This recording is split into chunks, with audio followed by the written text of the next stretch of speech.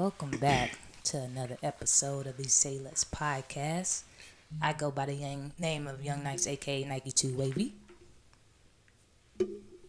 Hey yo, it's your boy Big Veil, Small Veil, All Veil, we all Veil here. Young Sweater God checking in. Yeah. It's your boy Morris Peanut, aka Dark Skin Jermaine, aka Dad Bod, back again. What's up with y'all? Y'all forgot who went first? Hey, It's been that long? It's been a couple weeks. yeah. Off my game, but I got my sweater on. I'm feeling good, feeling great. Hey, we're gonna go for 30 next week. Don't worry about it. All right. I got my little wine today. I'm all right. Uh oh. Yeah. It's gonna be a long episode.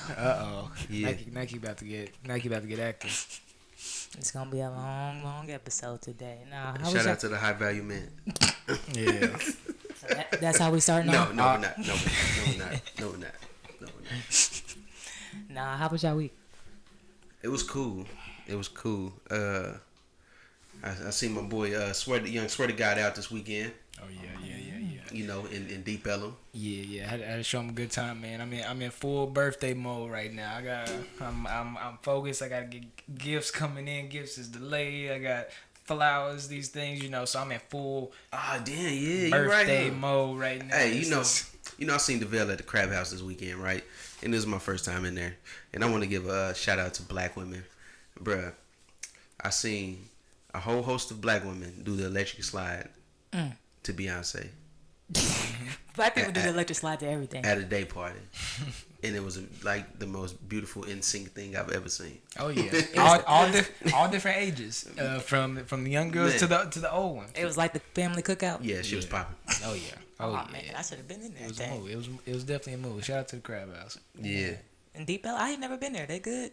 Oh, that's in Uptown. That's Uptown. Yeah. That one's Uptown. But is it good? I don't know. No, that was my first time going. Well, I've had, actually they were straight. I've only actually ate there like twice, but they were straight. But it's more about the drinks and it's more about the atmosphere, the vibes. Yeah. That's what they call them. Yeah, you go there for the vibes. So Peanut, you back outside? Second dose next week, baby. Hey, Big vaxxed. Man. You get your second dose. I get mine on Thursday. Yeah, I get mine. Damn, you get yours on Thursday? Yeah. Damn, it is. Never mind. It's a new week. This is okay. We got ours the same day. So. Yeah. I get mine on Thursday too. Yeah. Yeah. For sure. Big vax. Yeah, Thursday. Vax-a-million. Yeah, man. Yeah, we outside, man. Man, so Davell, whose birthday is it? You preparing for your birthday, or who you had somebody? No, well, Peanut. When Peanut saw me, it was a homie's birthday, but my girl's birthday is Wednesday. Who? Tomorrow. Who you say? I said my girl's birthday is tomorrow. Who? Oh, so what you doing? So it's my a lot, girl. It's a lot going on. So like I told you, I'm in full birthday mode. I've been running here and there and back. You could tell us because by then. No. It's gonna be her birthday already. No, well, she got a whole week planned. So wow. It's a whole week because. And her logic was because her birthday's on Wednesday, so that's the only reason she has to make it the whole week. I was like, okay, sure, but it's fine. No, it's gonna be a nice week. She had a whole week planned, but me and her spend some special time tomorrow, and then she got all her friends coming in for the rest of the week. So until Sunday, so. We'll see on Monday if I survive. What's gonna happen, man? I don't see it. Man, we gonna see if I make it through. If you don't make it to the podcast episode next week, we know why. Y'all know what happened. I left it all out there. Hey, just send a Magic Johnson gift. I won't be there. Boy, Davell about to be broke. Man. Big broke. Oh boy. Hey man, I would tell you what kind of very expensive shoes this old lady had on, but that's neither here nor there. Yeah. Oh wow. Oh boy. Oh wow. She tried to play it off like there was nothing either. I was like, wait a minute. Wait a minute. You bought them? Wait a minute. Davell got big money. He buying Louis. And you see, Vuitton. you notice these things too. When you dating a young lady out here in these streets, you got to pay attention to I've learned this. You got to pay attention to like say the purse she has or the shade she may have on or the ring or the shoes or something like that. You look down, she got a Louis Vuitton purse or whatever. You thinking like, okay, that's you have to make that assessment. You got to be like, okay, if I bring her a Coach, what's she gonna say? Hey. So she only like expensive things.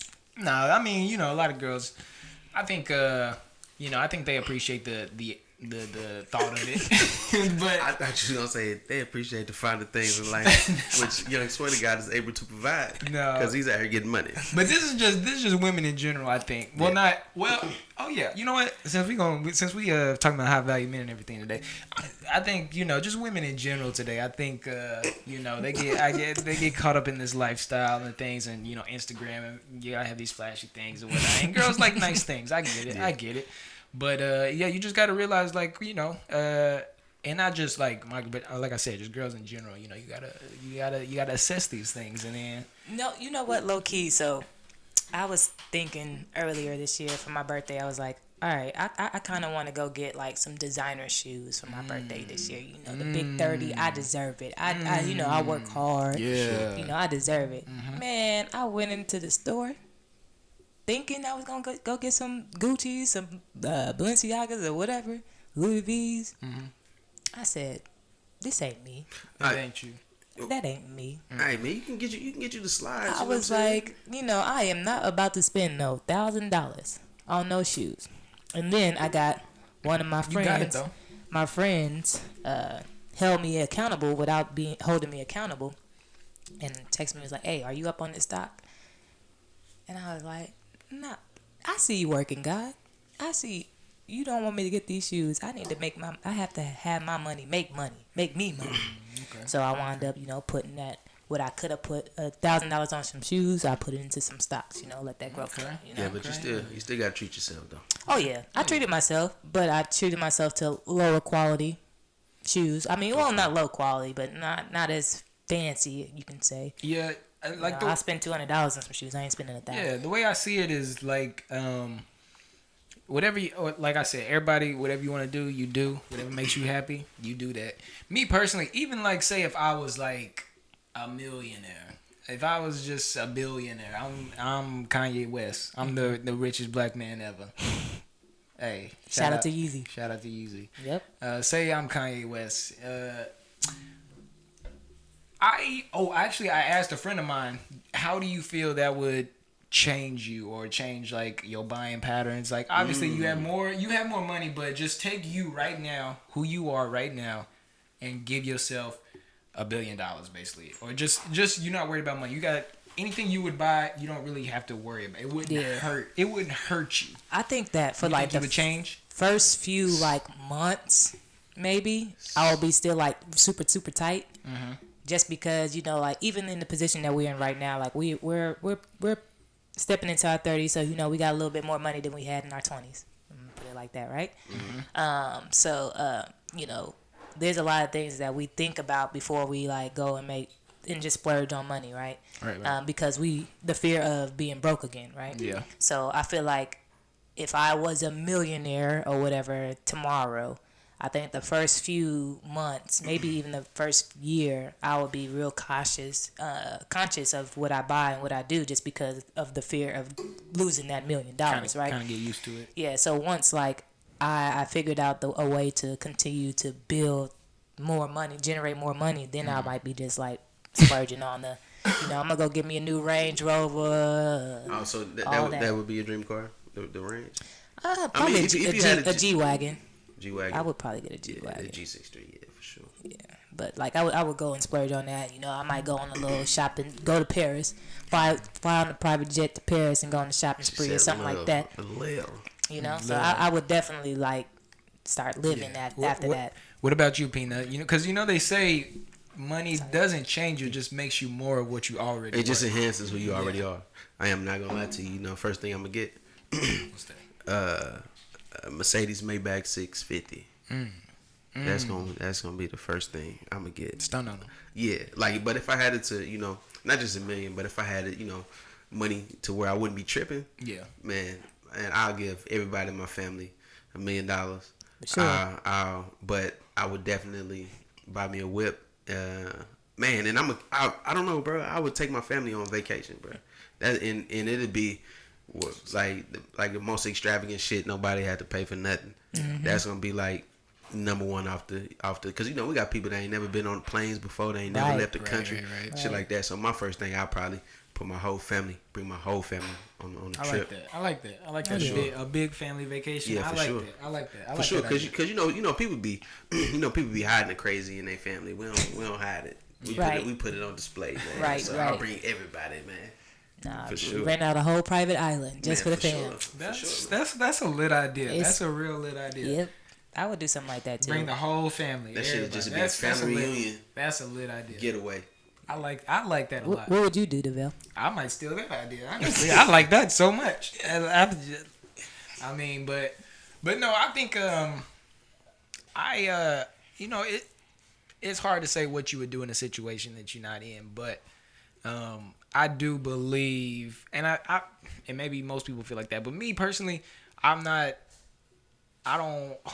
money is not like a high value to me. Like I don't think that I would go broke or whatever like that instantly. Why are you laughing? I was gonna say something. Oh, because like But keep going. oh, Keep going, you bro. think about like Keep at going, the bro. bar? Yeah, Yeah. keep going, Because brother. he do be blowing. Yeah, I will, but it'll be like little things like that where I get caught up in the moment. But as far as like making just sound purchases, like I'm about to go buy me a plane or something like that, I wouldn't do that because I'm like, well, why? I don't feel like I need that. I'm a very logical thinker, so I would think through things logically, which is why I don't think that I would be one of those people that would just. See, I would feel like buying a plane. I would think about buying a plane and then like invest in a plane service, a private plane service. So I would be thinking Turn like that stuff into a like that. business. Yeah, Yeah. I got to try to make more money. But go ahead. Go. Oh yeah, but yeah, I just gotta. Of course, you gotta make that. Of course, it's tradition. You gotta go to the strip club one time, just make it rain. Make it rain? Just one time. Just one time. Just once. Just once. We're going to Ecstasy. We gotta go somewhere like Dallas Cabaret. We gotta go somewhere else. We gotta go V-Live? like Miami, Houston. Okay. We gotta go. Oh, so you going to KOD? Yeah, we gotta go somewhere special and just do it one time. Just do it one time big. That does not sound bad. And You know, I would actually just go just for the experience. That would not be bad. I would go just- for the experience. experiencing that moment is just you. I would go for the experience. You Drake for the night, basically, because everybody's gonna be focused on you because you the main attention. Just Yeah. one night. It ain't gonna kill you. Yeah. Nah. I think one of the things that I would, the first thing I actually would do, and this is like already in play motion, like for, if I make it, this is the first thing I'm gonna do. I'm gonna pay off all my immediate family debt. Yes. Make sure we all good from there, and then from there, buy some land, build some houses, invest in some real estate, the basics. Yeah, definitely got to take care of the family. I agree with that 1,000%. Like I said, Good question. yeah, it's That was a good lead-in until hey today. man, I do what I do, man. You know what I'm saying? Peanut got the wine in me, man. So I'm chilling, bro. Hey man, it's only the finest upper Yeah, echelon, $700 a bottle. Yeah, man. This whole wine, I think. $9.99. I mean, it's up there. So this what it feel We like to only be drink the whole. finest. This is what it feel like. A nice Malbec. No, just Straight from France, from Italy. yeah, man. Argentina, but it's getting yeah. But go close out. enough, But go out. I can't deal, man. Man, hey, y'all got a black business of the week? Man, I bought what did I buy? I bought from one of these bigger clothing. I know I saw in Nike's kitchen while I was looking for glasses for this fine wine. She had some of that black girl had some crystal. black girl magic. I actually also purchased some. I supported the McBride sisters. Shout out to them. I read that they were I think they're the largest black owned winery, maybe just by women. I'm not 100% sure on that, but maybe it might be just by women. But no, definitely shout out to them. Man, I got some of their rosé from the Black Girl Magic. That shit, boy, it was strong, boy. Yeah, it's pretty strong. It's actually really good. It's really good. I drank it for the first time this weekend. So, but if y'all didn't know, you can go to Sam's. Sam's Club actually has a whole black winery section. Really, I definitely did not know that. Yeah, so I went in there and Yeah, just to pick up some stuff from for the crib, and I was like, oh, they got the Black Girl Magic. So I was like looking at all the different flavors, and then I looked up at the display, and it was like black owned wineries and stuff like that. So it was like 3 or 4 different brands, black owned brands. So I'm gonna go back and check them out. I'm gonna grab a bottle of each. just to try and support. I can't remember the exact names, but next week I'll definitely have y'all have the names down. But Sam's Club, if you have a Sam's membership, go there, check them out. They have an all black winery section. So Shout out to that. Hey, and so if you had, just to bring it back 1 second, if you had the money to throw in the strip club, Davell, you going to we back to KOD? this. Are you throwing the Vail Bucks, or are you throwing? You throwing the Benjis? Yeah. You know, Or I the would. Washingtons? Nah, I would. I'd mix them in a little bit. Like the hundreds would probably be the Vail Bucks. The 50s would probably be Vails as well. The 20s, I'll go real. They'll be real. But yeah, I feel like you got to get them Vail Bucks off. I know them Nike Bucks go a long way. For sure. Yeah, man. Okay, we gotta hop into that though. Well, Usher and his Usher Raymond the Fourth. his Usher bucks. So do y'all think that like he was really just like out there throwing Usher bucks, or was he doing a video or something? Hey man, when you got your own money, you gotta throw it. What else you gonna do? I don't want that for Usher, man. No, when I say the boy has got his own money. If you got your own money, you gotta put it out there. Come on, Nike. She was mad. That's business. Shawty was mad. That's business 101. You got your own money, you gotta put it out there. It's gotta go. It ain't got, because the girl the stripper that put it on Instagram, she was hot. Yeah. This don't even hold no value. Yeah. Hey, we're gonna treat it like Dogecoin and make that shit hold value. Hey, man, you don't do Mr. 8701 like that. Yeah. You know what I'm saying? Come on. He brought you My Way, Love in the Club, Confessions, the album. part 1 and 2. You remind me. Yeah, bro. I had a whole routine when I was 7. I used to do the little chest bumps. So news came back that young lady, that stripper, she was clout chasing apparently. Figure. So Usher, he has residency in Las Vegas, and he used that as part of his promotional tool, for his residency in Vegas. Yeah, they said he actually was throwing money, and then he also just do that. I figured, because I was like, not my Usher. And the owner of the club said that he would have Usher back anytime. You know. Yeah, but Soulja Boy got them Usher bucks. Who else got some? It was a whole bunch of people that said they. I wonder if she got in trouble. She probably got fired. You think? Nah, I don't think. You don't think she'll get fired? Nah, she was just clout chasing. She was just clout chasing. She wanted that shade room post. Hey, but wouldn't that make you, like, if you was Usher, wouldn't you be like, okay, you give me negative publicity? Like, no, that was good publicity actually. Yeah. I mean, yeah, but it was good pub. Because now everybody wants some Usher bucks. I mean, I wouldn't mind some. I'll take some collector's item. NFTs, man. Make talking about investing.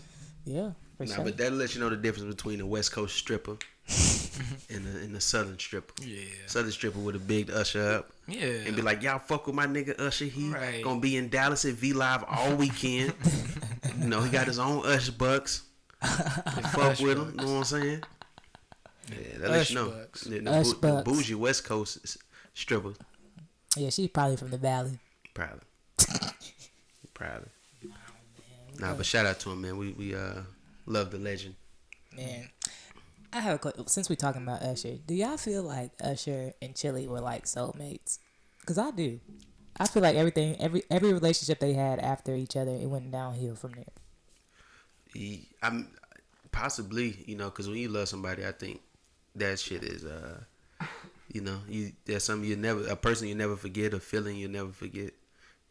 Yeah, I mean, I'm pretty sure they still love each other to this day. Won't hesitate to do anything for one another.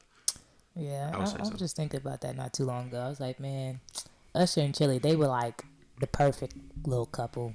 Do you think it's because Chili's not having, relationship success because she's looking for a high value man? I'm just playing. She a little different. She a little different. I know, like, I don't know. Some men say Chili is very, very difficult.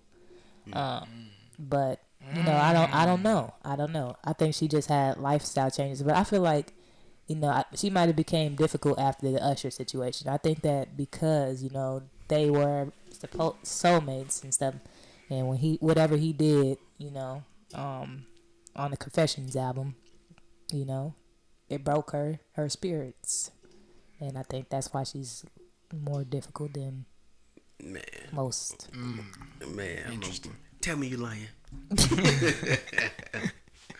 Don't play like that. Yo, you wild. You wild, boy. But I don't know. That just came in my mind. But we can move forward. I don't know if y'all want to go into your boy or what. Man, What else has been going on? I mean, I know we haven't been on for a week or two.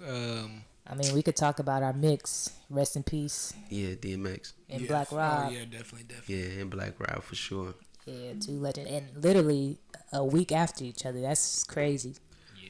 Like a week to the date. Yeah, so they said DMX went into cardiac arrest. Well, after he overdosed on an unnamed drug, and I'm so glad that the county coroner did not put it out as to what it was that he used when he overdosed. So no one knows. Thank God. So it's confirmed an overdose. Yeah. So they said that he overdosed. He overdosed and he was unconscious for 30 minutes and lost oxygen to his brain. So within that 30 minutes, he, unresponsive, had little brain activity, and was unable to recover, unfortunately, for a period of a week. Mm-hmm. And his family was forced to make a difficult decision with it. But man, DMX was one of those people that. All right, so when it comes to addicts, right? We all know an addict. Every one of us knows an addict. Like, and I ain't talking about the ones that just be drinking and turn. I'm talking about a full-fledged addict. You know what I'm saying? And that shit is not only is it's hard to deal with. It's really a mental illness and shit. So, man, he dealt with it for as long as he could, and that shit is painful. Knowing an addict and them trying to be best for you and for their surroundings, for their family and their friends and shit like that. So, being alive, that shit is like suffering to be a better person for the people that you love and that love you. You know what I'm saying? And with his passing, though it hurt, and though it hurt, glad that the brother ain't suffering no more, man. Because the people that I know that was addicted to shit, that, and I know some that actually was addicted and passed away, but during that time they were struggling here. You know what I'm saying? And not to say that it feels good, but it's just like a relief that they don't have to deal with what they had to deal with those demons. Yeah, for sure. Yeah. Rest in peace to the God. He definitely was a very, very spiritual being. I feel like if you met DMX and if he seen a look or something on you, he'll just bust out in a prayer. Man, yeah. So, Yeah, and I seen that. I had seen it before. It was actually before he passed and before Nipsey passed. But I remember Nipsey first time meeting DMX. I was seeing the video of Nipsey first time meeting DMX. He, even though everyone around him was like, this is X. Some people was just like, astonished to see him. But Nipsey gave him the utmost respect. Listened to him, looked him in the face, introduced him. He was like, man, my name is Nipsey. And X was like, oh, I heard of you. You know what I'm saying? I know you. He was like, man, this is my homeboy such and such. This is this person. Thank you for all this, that you done for us. I'm a huge fan, da-da-da. And, man, and that shit just kind of, it hit me, man, because, man, Nip and X, like, in the video together, and X prayed for everybody before he went on to his show. You know what I'm saying? And that's a, brother was, real one. Yeah, man. Yeah, and man. Then losing Black Rob this past Friday, right? Was it this past Friday? Yeah. Or the week before? No, it was this past week, okay. I do believe. One of his last videos while he was in the hospital was, like him paying his respect to DMX and stuff like that. And then literally like 2 days later after that video, he got released from the hospital. And then a couple of days later, he passed away. I'm not sure exactly what, but I do know that he had a kidney disease and his kidneys was failing. Yeah. I don't know if it was complications from that or not, but no, it definitely was. Yeah. It was, yeah, because he was actually he was in the hospital the week before, and the news never came out, but he was on dialysis. Yeah. You know what I'm saying? So he definitely had kidney failure. Yeah, for sure. So it was definitely a result of that. Yeah. So rest in peace to the two kings, man. So. Favorite Do I want to? I was gonna get into something, but I don't know if I want to touch that. What?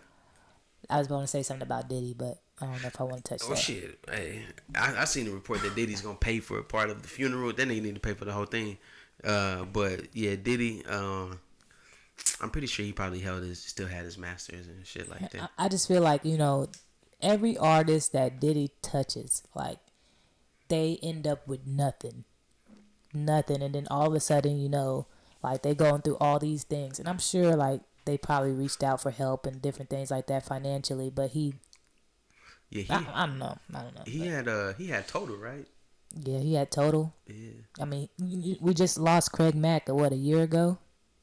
And it's kind of like the same scenario. It's like all of a sudden Diddy like, oh, I'll pay for the funeral expenses and stuff. But why are these people, like all these groups and stuff, like they're not getting any money. They're not making any money from all the records and stuff that they've sold. And like even with streaming, like Yeah. like he's getting all this money and we don't see it going to any of his artists at all. Yeah, especially when your mantra is for your label and for your lifestyle is bad boy for life. You Right. know what I'm saying? It should be like, if you sign to me, I'm Diddy, and I'm my mantra, we bad boys for life. Mm-hmm. You know what I'm saying? Then that's like for life. Right. You know what I'm so saying? I always got you. Yeah, man. Because there's not that many artists that went through Bad Boy. Yeah, Right. It's been a lot, but it's not like a Universal or Sony or Warner. You know what I'm saying? Like, he had enough, like monetary gain, or power to, ensure that people is okay after they stop rapping. Mm-hmm. And that takes me to my next point. A rappers union. A rappers union. So some people talking about that. Yeah. So, and in this, I didn't know this, but in the 90s, Chuck D talked about a rappers union. And more recently, to my knowledge, I think it was like 2015, 2016, Chance the Rapper was talking about a rappers union, because there's no way that an artist should, is able to sell millions and millions of records and make millions and millions of dollars for these institutions, and then after they're done rapping, they're broke. It's no way. Mm-hmm. No way. I don't think that's possible. I mean, these guys, not only that, I think they should get some sort of residual income each year. I think that there should be health. They should definitely have health insurance because, if and I don't know if Black Rob had health insurance, but if he had this before, he probably would have been able to, Right, get the treatment that he needed. yeah, and wouldn't succumb to his injuries and shit like that or his illness. Yeah, man, like that. I think that they should be able to have legal representation. Mm-hmm. Mm-hmm. You know what I'm saying? Because that's big in hip hop. Because niggas be getting in trouble all the time. And there's way too many artists that's like, yeah, this is for hip hop. This is for our people. Like, we got for us, by us, and shit like that. But Right. it just seems like it's it's just lip service. Put your money where your mouth is. Yeah, man, and that ain't even really something like they can literally do it like East Coast, West Coast, South, Midwest, up north, whatever. Like there's enough people with enough power in hip hop to do. So would it be? Oh yeah, that's what I was just about to ask you. So would it be the big moguls or the labels? No, fuck the labels. Probably be the Yeah, moguls. it'd be moguls. So like Jay-Z, Diddy, Jay Prince, these people like that. Dr. Dre, People Snoop like Dogg. that. Snoop, yeah. That put this together. Or whoever's from Atlanta. all 1 million of them niggas from Atlanta. Yeah. It would definitely have to be artist driven for sure. But not having the knowledge, they would have to, of course, go to some sort of corporation or lawyer or something to get some information about it, and they're gonna take some money off the top. That's just how white people are. But yeah, no, it definitely should be artist driven for sure. Yeah. No, I agree. It definitely needs to be something because we see it too often. Like, even, I mean, you see it more so in the early 80s, 90s, like artists, selling millions and millions of records and they file in bankruptcy. Like, that should never happen, right? Yeah. But yeah, that's definitely needed and warranted. And I'm surprised that it hasn't came to that yet. Like, I don't know why they haven't like really. Well, you know, you said you had Chance the Rapper that brought it up in 2016, but why nobody's standing by Hey, this? you know what? He brought that up in 2016, and they laughed him out the room. Like, nigga, nobody worry about a rappers union. Nigga, this is hip hop, and this is like only a select few, like the ones that get to that level. There's only a select few. It's not really a whole lot of niggas that's there. And I could see how the public view of that too, like even just like where you say like they laughed him out the room. I could even see just the general public laughing at that too. Because you think of the idea of a rapper, you like, whoa, that's a rich dude. Y'all need a union? You got the money, you can do whatever you need to do, whatever. But I mean, like we've talked about before on this podcast, you know, sometimes these rappers aren't making the money you think they're making because of, you know, these deals that they're in and you know, everything going on. But no, I definitely agree. I think a rappers union is needed. I don't know how quickly that turnaround would be. I think it'd have to get definitely some legs on it from people. Would have to like really start, like you said, more people got to start talking about it. More people got to start pushing for it. It honestly has to be like a Jay-Z or somebody that thinks of this idea and say, oh, we need a rappers union, and then they'll be like, okay, yeah, we're gonna do it. Like, it has to be somebody of that stature. I feel like those people with that stature though, yeah, they may agree with the idea, but they need to have like a tangible plan. Like, okay, so how is this going? You know, boom, boom, boom, boom. Yeah, because they don't want to stop their business, what they got going on. Exactly. But that's what I'm saying. It has to come from somebody of that tier, like for it to like, okay, this is something that we should do. Because somebody like Chance the Rapper is just like, okay, you're new to the game, you here. They're not gonna take it. But if it was a bunch of chances, let's say like if it was like 30 chances that was saying like, oh yeah, we need to, it would start to gain some a little bit of momentum. Like a trial. They have like a little small chapter. Yeah, it should be done now though. So y'all want to go ahead and open up a business and go around trying to shop it? Hey, I'm with it, man. All right, bet. I'm with it. Don't y'all steal our ideas. We got it on. This is episode 42. Yeah, one thing I'm gonna ask y'all too. We don't gotta be on it long, but so in the past couple of weeks, Kyrie Irving had got he got kicked out of a game.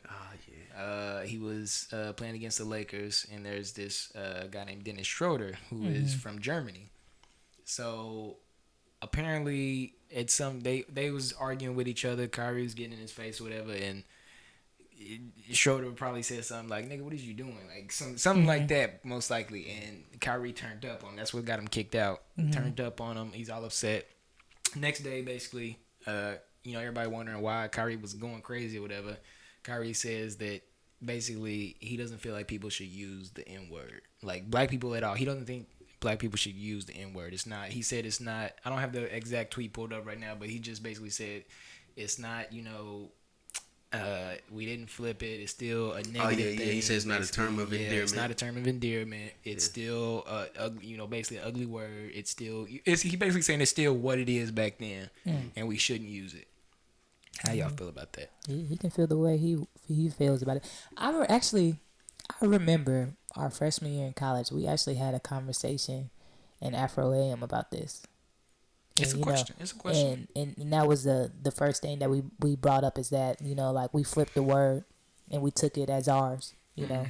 And I think that's kind of how most people feel. It's we took a negative word and we ran with it, We flipped it and made it our like a greeting, if you could say, like. But what'd you think, Peanut?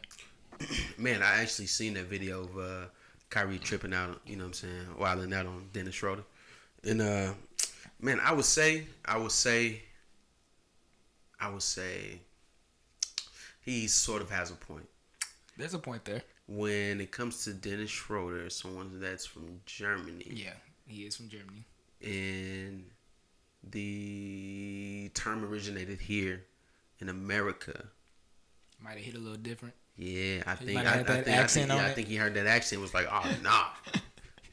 I don't know. But we can't pick and choose like who can say it. Like, but I think Kyrie is the type of person that's not gonna let anybody say it to him. I think his locker room, his teammates. Yeah. I think no one called Kyrie's definitely been going on like a little spiritual awakening. I think I don't know if he is.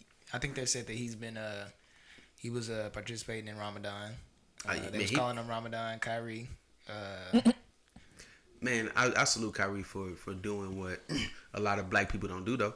You know what I'm saying? When it come to work, come to self care, mental health. Oh yeah, he does that. All. That nigga take 2 or 3 games off. Oh yeah. He tells him, he said, I am not playing. Yeah, he's not. But he also and it's always a family issue every time it's come out. Kyrie out. Yeah, with something Personal issue. And Kyrie, shout out to Kyrie too, because he does put back into the community. He puts back into the black community, black WNBA. women, everything. Yeah. He definitely speaks on it. But to get back to the topic, just in general, but Nike, you were just saying, you was like, we can't pick and choose. What were you? Yeah, no, because we can't pick and choose what type of black person can say the N word. Like that's just too much. Like it's kind of like how we pick and choose which Hispanic group nationality. So if it's Puerto Rican or Mexican, which we say certain Mexicans or whatever can't say it, but Puerto Ricans can't. You know, like it's just like you can't pick and choose who can say it. Like, No, I was just about to ask you that too. Go ahead, Peanut. Not my fault, but I was gonna say you can though. Like as it pertains to you as a person, I think if you meet a Mexican,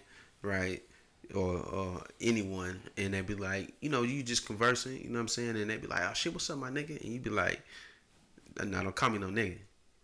They're gonna be like, oh damn, my bad. I mean, you got all the right to, but I mean, like you can't just sit here and say that one group.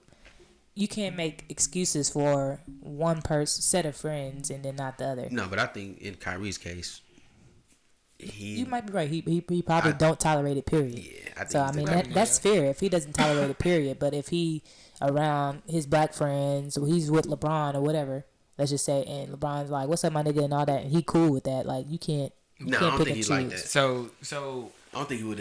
Is it a difference between minorities in general, like Asian, Hispanic, every other minority, versus white? Would you feel a certain way, or is it a problem if any a person other than black say it, or is it mainly white people? For me, it's mainly. Well, I say it like this. I think that anybody outside of the black, and I would even say something in the Hispanic community because it's mostly they all Afro Latino. Then you cannot say it. Like I've heard Asians, because like Asians. They either identify as black or they identify as white. And the ones that identify as black, they think that it's okay for them to say it. But that's not necessarily true. You know what I'm saying? But like if you Dominican or something like that, like for me, because I grew up around a lot of West Indian, Hispanic cultures in New York, it's just the same because, I mean, we grew up the same way, right? Yeah.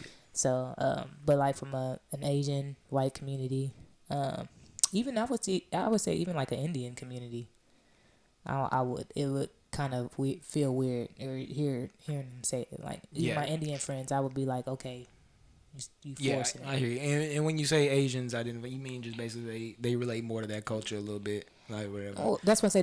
They pick which side like they want to go to. You have your Asians that identify literally as white, or you have your Asians that identify with blacks. Like that's literally how it's split. Yep. You don't have an Asian that just acts Asian. You don't think there's Asians that identify as just Asian? No. Not at all? No, I feel like most of them, when they come to the States, they pick a side. Now, it's different if you overseas, yes. But when you come to the States... I get what you're saying. Like, usually there's one, like, say they may hang with more black people or hang with more white people and things like that.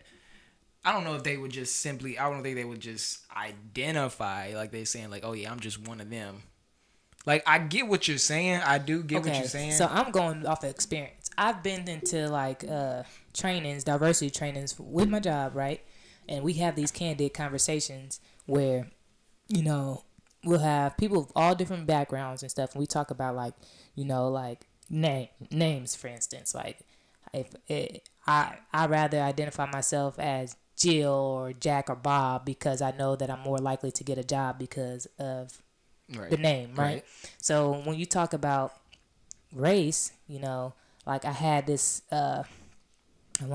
he was Hispanic, a male, say that, like when he goes and fills out an application, he identifies himself as a white male. So his chances are better. Well, okay, that's for an And, application. but it's the same way with life. You But know, that's just he trying to get a identifies. job. But same in life. He identifies himself as a white male. He hangs out with the white crowd, and so far and so forth. But then I had another guy, Hispanic, same thing. And, well, no, this was an Asian guy that identified himself. He was like, I'm multicultural, but he identifies more with the black people. So I mean, it just depends. They just pick a side. Like even like at my when I went to study abroad, my roommate, she was an Asian woman, and she even said like when she came over here, she felt like she had to pick a side, and she was like, and I get that part as far as like picking a side, as far as like there's one group that you're gonna lean more towards, but I still think that I still think there are Asian people that identify as Asian, even if they do lean more to one side because they're in this area. I do think that they still identify as Asian and still are proud to be Asian and things like that, but they do, I think inside they may relate more to one side. They may say, "Oh, I relate more to the white people, so that's who I hang around," and stuff like that. And I can even understand that pressure to feel like you even might want to be like them because you see what benefits they have and you agree more with those things like that. So I even get that, like, psychologically. I understand that. Now don't take it like I saying like they're like dismissing their culture, because I feel like at home, they are very, very, very cultural. Which like, is what I was trying to kind of get to. Okay, so yeah, like at home, I think I'm talking about more so like outside. The perception that they want outside. Like at home, they definitely have their traditional meals and the traditional things that they, from a religion standpoint, and different things like that behind closed doors. But what I'm saying, when you're outside in the forefront, I feel like they pick a side in which they identify as. So you don't think that they would even just even, let's say, outside, and let's say we talking about majorities, because obviously there's always a certain example, whatever. Let's just go with majority. You don't think the majority of Asian people would just be like, "Oh, I'm Asian. This is what I do." Whatever. I think it's generational too, because I feel like the newer generation, they feel like they have to identify with one or the other. But I feel like the older generation, they're real big on morals, traditions, and things like that. So, they're gonna make sure that their culture is not washed away, even though they came to the States. But yeah, I mean, I don't think that from a tradition side of things and morals and stuff like that, that they're completely like getting rid of their culture. I feel like they still got that at home, but I'm just saying, like, from an outside standpoint, they kind of adopt some of they adopt to whatever group they feel they fit in with. Okay, I can see that. That's interesting. Very interesting. What you got to say, Peanut? You got any thoughts on that? Nah, man. Shout out to the Asians, man. Hey, that ramen be hitting. Hey, man. Shout out to the Asians, boy, man. Do it be hitting, boy. I'm gonna shout out to the Japanese, because boy, I like everything y'all do. Honestly, I'm gonna be honest with you. Ramen, the anime, what else? Japanese made a lot of stuff that I love. See, I feel like like the Asians. Like, okay, when we talking about food, this is not to be any racial or anything like that, but I feel like Thai food is the best Asian food ever. Thai, see, I'm not that experienced, honestly, so I can't even really speak on this. Yeah, me either. Remember Thai Cafe in Stillwater? I know, I can kind of picture Thai food, and I want to say, yeah, but I can't. And they make their food spicy.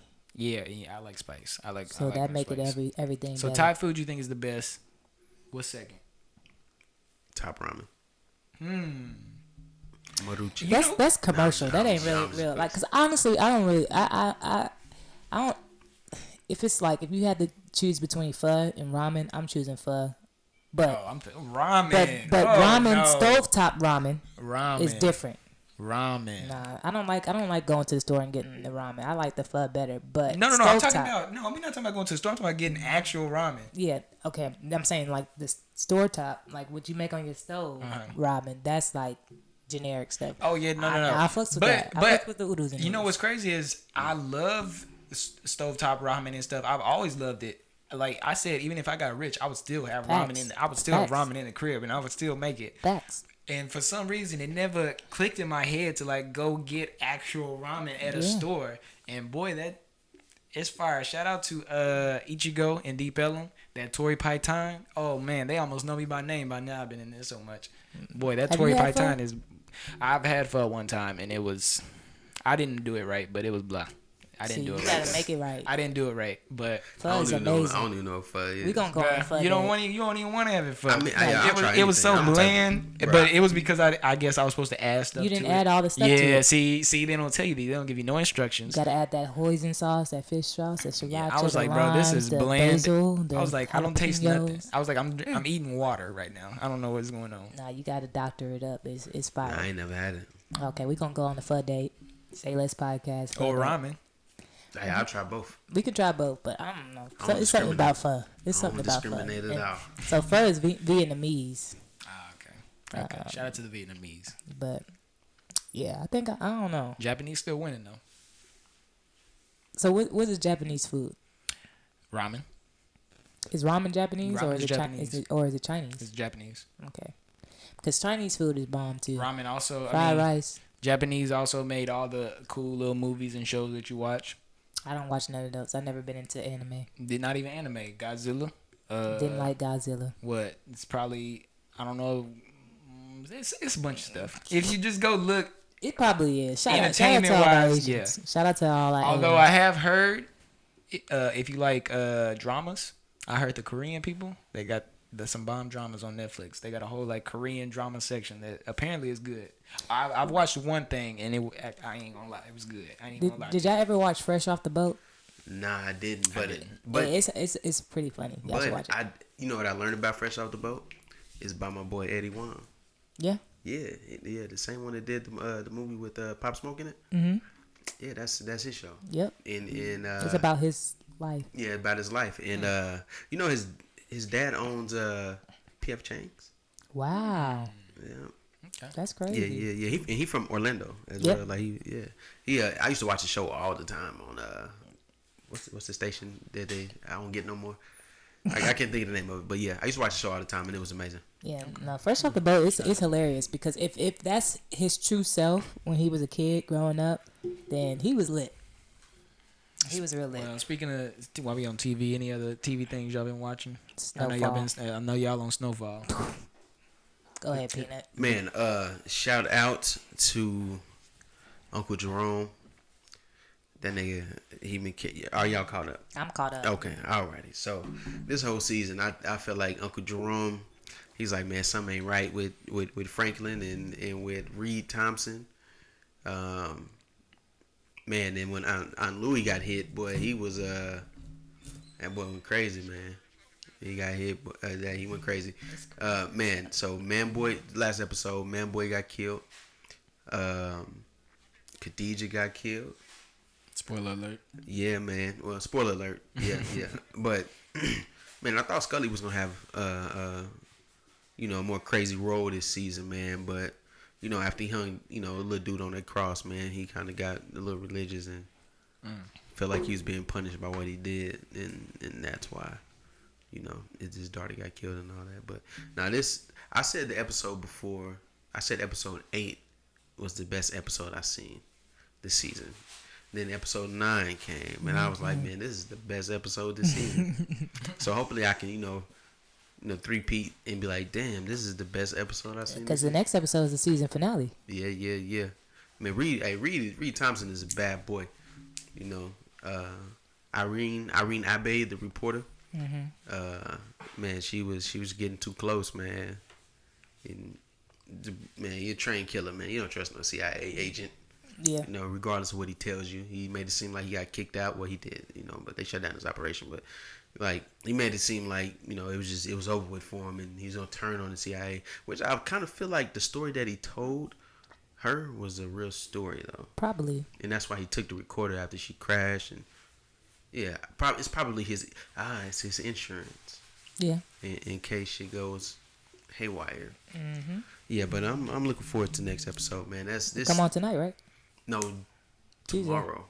I thought it come on Tuesdays. No, it's Wednesdays. Oh, okay. Yeah, Wednesdays. Okay. Well, shout out to Snowfall. Man, this is the best shit on TV, man. Man, Yeah, I'm gonna just wait. I still haven't seen a single episode. No, It's shit. on Netflix. Well, you just gonna let me talk about it? Oh yeah, no, because I ain't seen. Like I'm gonna have to start on season 1. Oh, so you gonna see season 1, episode 1? Episode Yeah, 1. you need to watch it. It's on Netflix. Yeah, I'm gonna watch it eventually. I'm gonna get into it. Let me see. What else? Y'all been watching them? Nah, you know I've been seeing crazy shit about them. I have not watched it though. I heard people not feeling. Okay. It. People not feeling It it. is not that great. First of all, I'm only 5 episodes in, and it's trash. Oh, so it's a show. It's a TV series, yeah. So what's it about? What's it about? Because from what I've seen, what's it about? Okay, so it's about this family.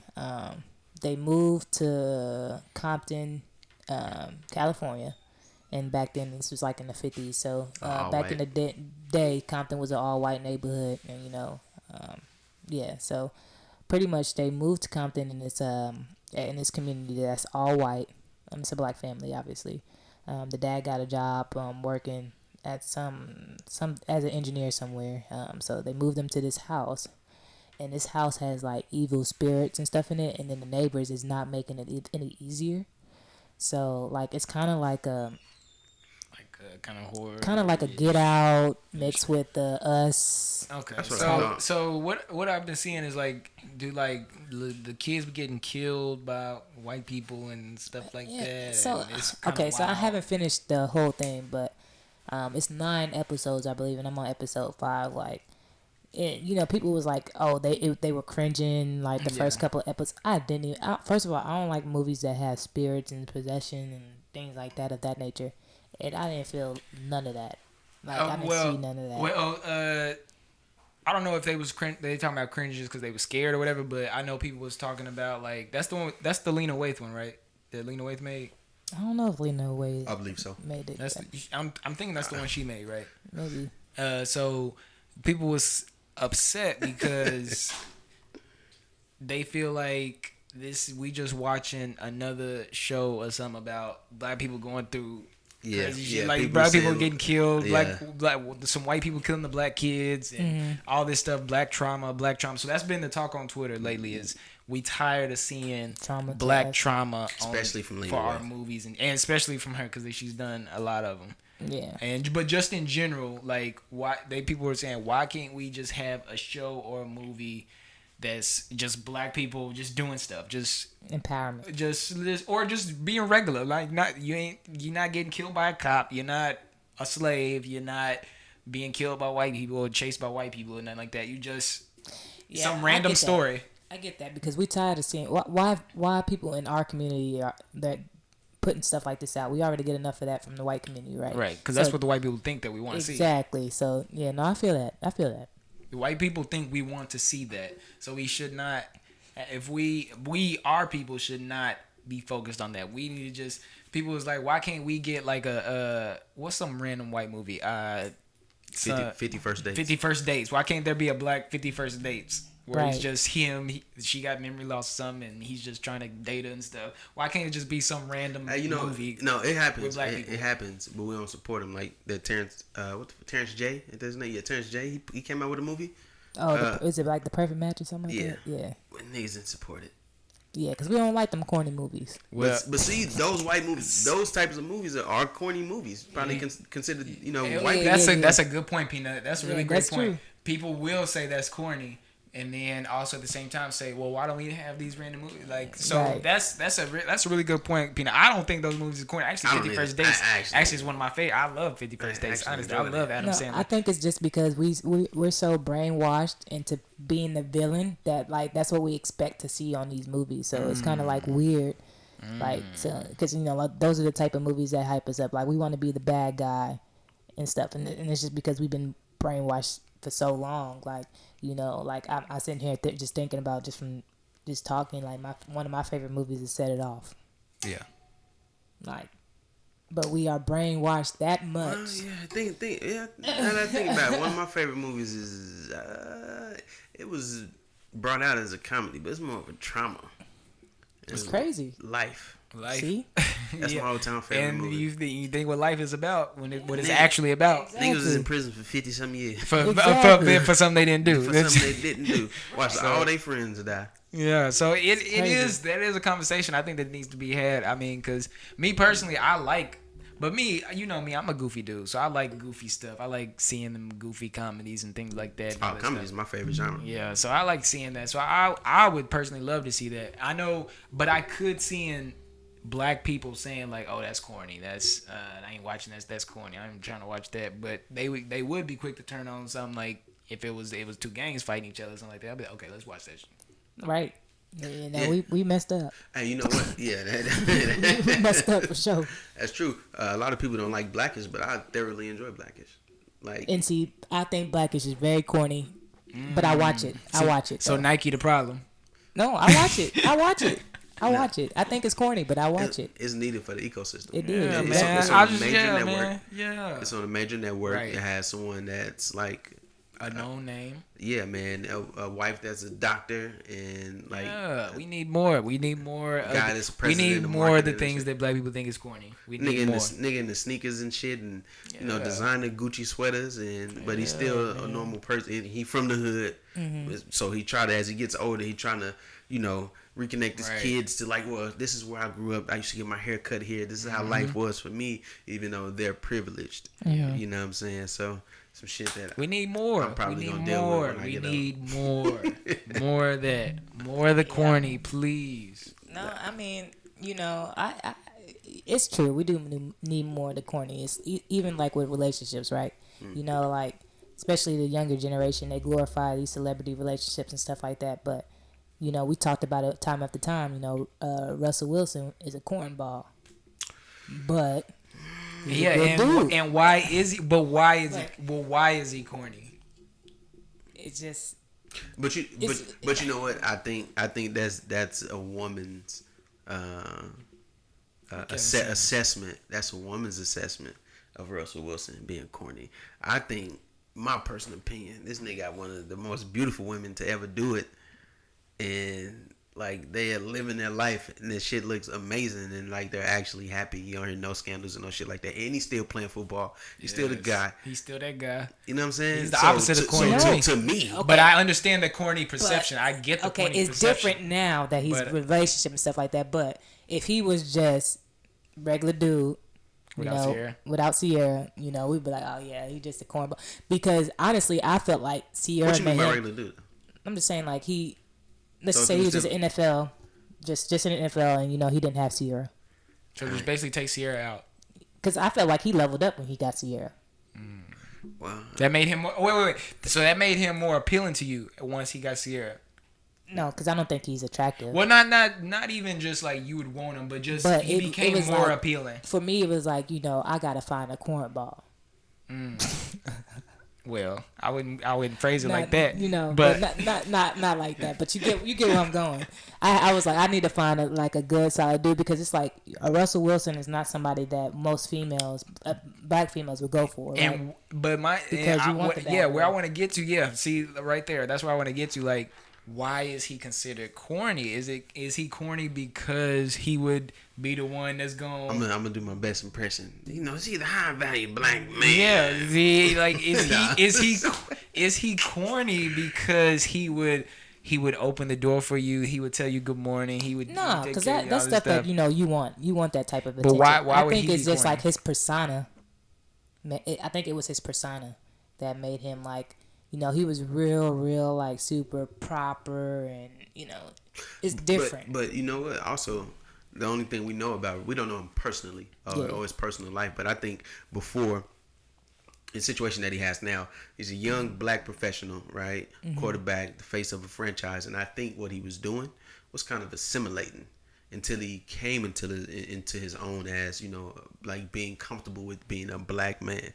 You know what I'm saying? Because he probably went to all white schools and Right. it was like he was Exactly. too black for Took him a while. for the white people, and then he probably he had white black friends, and he's probably too white for his black friends at one point. Mm-hmm. So I think that's probably why he probably was like, all right, okay.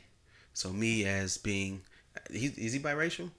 He might look like he it. might be Okay, he's so probably him as being who he is, he's probably like, all right, I think that in order for me to make it, I have to be commercially appealing. I have to look like this. I have to speak like this in order for everyone to like me. Because there's already this group of black people that don't like me because I'm too white, and these white people think I'm too black. So where do I find my place? Yeah, and we That's gotta true. we gotta kill that corny stuff because it's not doing nothing but holding us back. Man, shout out to the corniest of them all. Yeah, That had them all. Because okay, Brother Nick Cannon. nah, because but here's the thing, because it's not just and Nick Cannon ain't corny to me either. a woman thing, because men do the same thing. If you had like a ditzy black chick, didn't have no rhythm, this that and the third, you would feel the same way. I find that cute. Me personally, I'm not saying that's not the perception, but me personally, I would find that cute. But I see what you're trying to say. Like if you had like a girl they can't twerk rhythm and all that stuff like that, you might look at her as like, okay, It's a turn off. She kind of or let's even do it like this. Let's not even go the corny part. Let's say like a girl that like, let's say she dressed in all black and was like Stoner. Yeah, like one of those type of people and like to skateboard and things like that. So the average black dude might look at her and be like, she's kind of weird. It's a little weird. And then another brother be like, man, something she had a weird little sexy little look. The difference is dudes. Even if we did think she was a little weird, we still would talk to her. But yes, dudes would still talk to her. I ain't trying to hear that. Yes, dudes would still talk to her. Trying to hear that. Now, you may not wife her or always bring her around in public. That's at that point. But it's not just trying to hit. But you might like mess with her. But maybe you do think she's a little weird or whatever. But the thing is, a dude to give the woman a chance. He would give her a chance. Oh no, he would give her. Come on, Nike. Come on, Nike. Yes, you would. Even though you might have a lower perception of her going in. Like you might be thinking like, you're not expecting nothing really from it. But she would have an opportunity. No. The dude on the flip side, for a girl who thinks that he's corny or whatever like that, he has minimal opportunity. It'd be luck if he got in there and could show that, I'm cool. Nah, where's Diamond when you need her? Hey, because y'all lying to me here. Listen, y'all are lying. Kevin Samuels got me hyped. We might as well hop into it because we get into toxic traits. These women want a man that's in the top 1%. Hey, Kevin Samuels said 100% of women want the top 10% of men. That's 100% of women. That is a lie. What women you know that don't ratioed? What woman you know that don't want a top tier man? A lot. I don't want nobody that everybody want. Not that everybody wants, but you find him a top tier man because of certain attributes. Okay, then in that case, then everybody has different attributes. So my top 10 might be different for a different but type women 10. Usually there's things that y'all have they're similar. Like y'all be saying, I want him to make this much. I want him to be college educated. I want him to be. That's standards, and I mean everybody has some standards. Everybody has some standards, but what he was saying is that women's standards are just very high right now. They're very high. Not necessarily. Not necessarily. So not necessarily, because most women settle for whatever. I don't know about that one. I don't know about that one. I wouldn't say most women. I don't know about that one. When you get to a certain age, you feel like, I gotta get married. I gotta do this. I gotta do that. So you just at that point you give up on whatever you had as a standard. But that's not the fault of the man though. I didn't say it was. That not you, but that the woman chooses. And Kevin Samuels actually touched on a little bit of that. He said that women have these standards so that they wait, because he said women want someone who probably can give them at least what they have or more.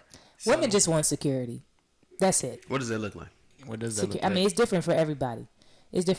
Some people might want financial security. Some people just might want, the comfort of knowing that a man is there, their presence, right? So it just depends. But I don't know. For me, security looks like, I want us, whether or not I'm working or you're not, like we're financially stable. We have a home where our kids can always come to, no matter what age. It's a stable foundation at home, and it's just authentic and real, So Okay. So, what if there was a man who was a dog catcher? mm-hmm. That's his profession. Okay. And how would you feel about him? If you dating this guy, you meet him, and you say, "Oh, so what do you do?" That question comes up. What do you do? What do you do? Oh, I'm a.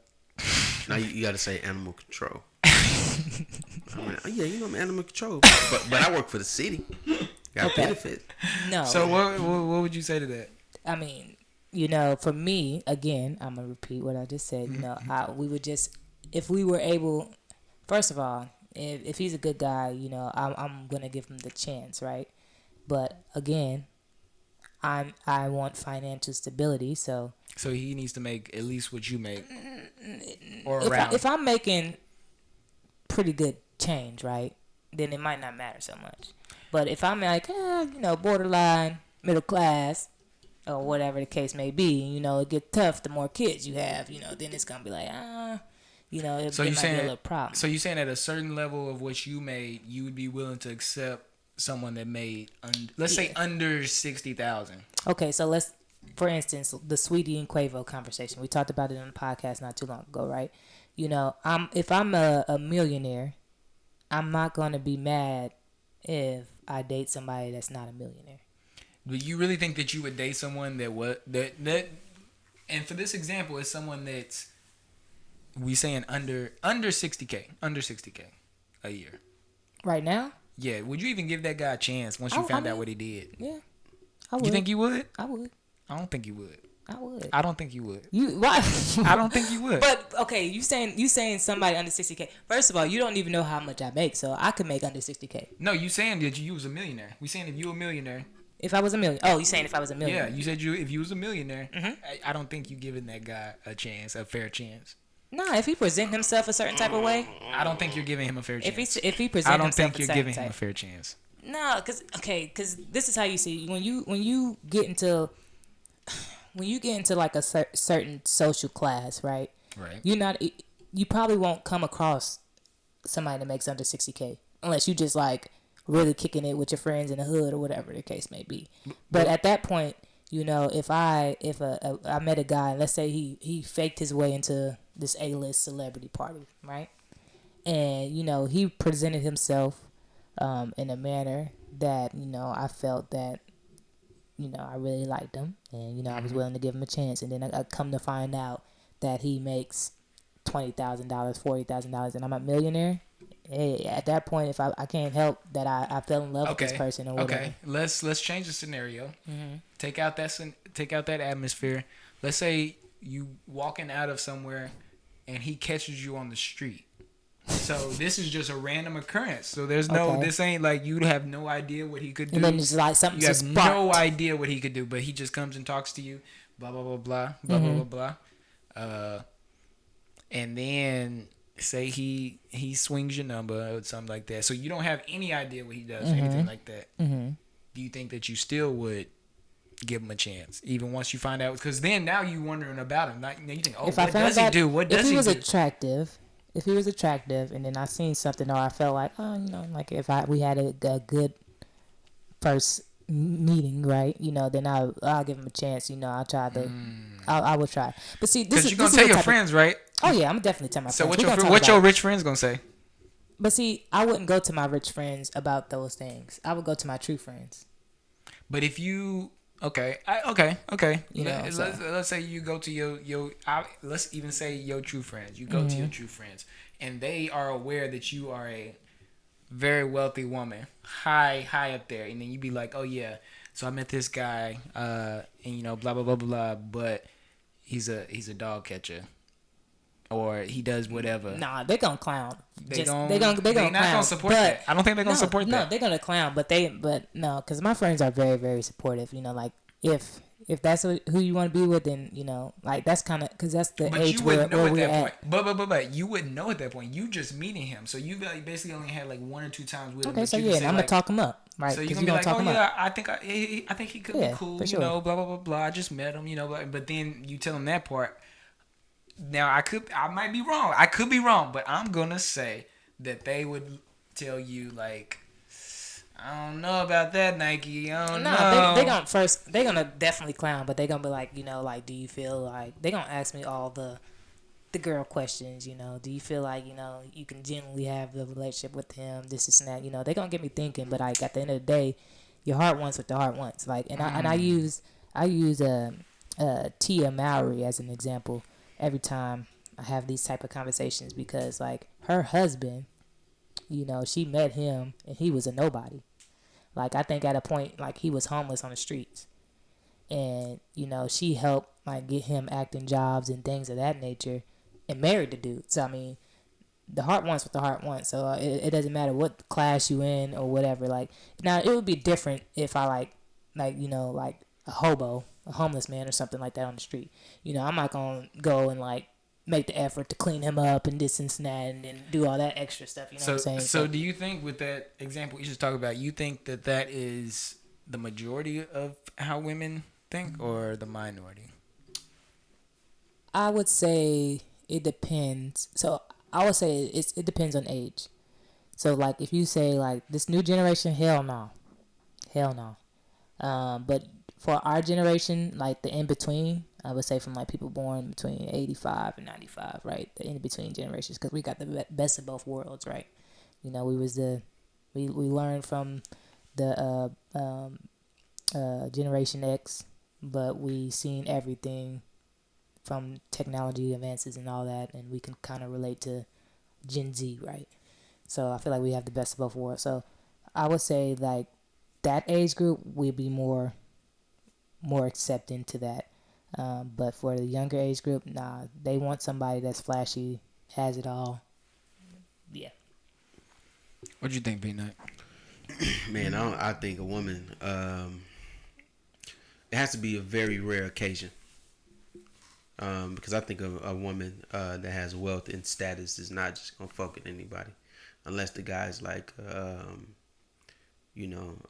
homosexual that just come in, lay the pipe, and work his way up from there. Because when niggas is, I ain't gonna say niggas, but when we ain't got nowhere to go, you know what I'm saying, and we got this young, that's gonna look out for us, we gonna do the best we can, you know what I'm saying, in that department, but, and then I think it goes from there, but for the most part, I think that women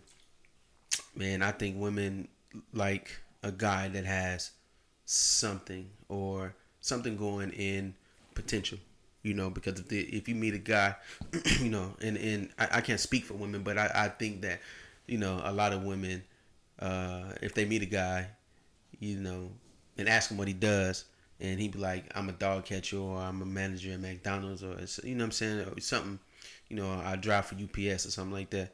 They probably wouldn't hold him to the type of standard that they would hold a man, that they meet somewhere and he's a president of a bank or some shit like that, or he makes X amount of dollars. I think your title, and this is not just men or women. I don't think it's just women. I think it's just people in general. When you're out, people be like, "Oh, what do you do?" Mm-hmm. That's one of people's first questions. Yeah, and that I think they use that standard as a measuring tool to judge you. You know what I'm saying? So I think I think that because women, unless they got it out the mud themselves, you know what I'm saying, made millions on their own. See, that's what I'm saying. It's different when you not like if you're a millionaire, you literally have the option of if I want to be with somebody that's of low class, huh? But why would you? What you mean? Why would you date someone that you would deem lower class? Because I mean, love is love. You can't help who you fall in love with. But so I mean, like, because like there's certain people, of high status. Like for me, I feel like if I was rich and powerful, I wouldn't be able to date anybody in the industry. Like I just couldn't, just because I wouldn't want. I don't want that my relationship out there in the limelight, because I'm a very, very private person when it comes to my relationship. So with any of my relationships right now. So if I did become rich and famous or whatever, Like, I wouldn't want somebody that had that same limelight. So I would want a regular dude. You could take fame out of it and just that you have the wealth and take the fame out of it. I feel like you would want someone who's around that status. But then again, not depends exactly at that exact level, but somewhere in that ballpark. When you have a certain type of status, you hang around people that's naturally you hang around. So I mean, obviously you're gonna lean towards that. But like you said, if we just had a random scenario where you just like you said, a stranger just catches you in the street and he intrigues you, if you form a general connection with somebody, then wealth and stuff like that doesn't matter. Well, what about when he intrigues you, you get his number, talk a little bit, whatever. He tells you what he does, and like you said, he's making like $20,000-$30,000 a year. And then say you are intrigued by him. Mm-hmm. So when you go around these circles again, that these circles that you hang around these with your wealthy people that you hang around, you're not gonna feel a certain type of way when he walks in, or no, because obviously he presented himself some type of way to me. So if he presented himself. He can do it again. Because it's all about like how you gonna act. He can do it again. Honestly, not even that. It's just like if you come to me correct and you present yourself as a gentleman or whatever the case may be, it doesn't matter how much money you have in your pocket, right? Because you can literally have nothing, but you can be in the room, nice little suit or whatever, and everybody would think you have millions of dollars, right? Like that. It's just, it's the perception. So I mean, what he does for a living. It's kind of like deliver us from Eva, right? Eva had. I'm just talking about. No, good point. That's a good point. Job, right? So she was this big health department license special or whatever, auditor, and the dude that she fell in love with didn't really have much. He was a meat truck driver. Mm-hmm. You know what I'm saying? But like I said, like when you love somebody and you are really intrigued by somebody and they present themselves in a certain manner, nobody's never going to question what they do. Because if we look at that, the scene where LL Cool J interrupted Eva and Lucius, and the way he presented himself, acted like he was like really somebody in the mayor's cabin, but he just got done giving a meat presentation to the mayor. You see what I'm saying? So it's all about how you present yourself. If you can present yourself like you have that type of status, then the streets is not for me, baby. Because I was out this weekend, man, and I was just like, man, I'm so glad I got somebody to go home to, bro. Speaking of that, something else Kevin Samuels said in this, he said during this pandemic, I know Nike, you got to hear this part. He said during the pandemic, women were shook. Women got their eyes open because he said that the pandemic happened and everybody's at home. Just by the way, everybody, he's an idiot. He said everybody's at home now, so women were at home and they looked to the left, they looked to the right, they looked to the front, they looked to the back, and there was nobody there. No man, no kids.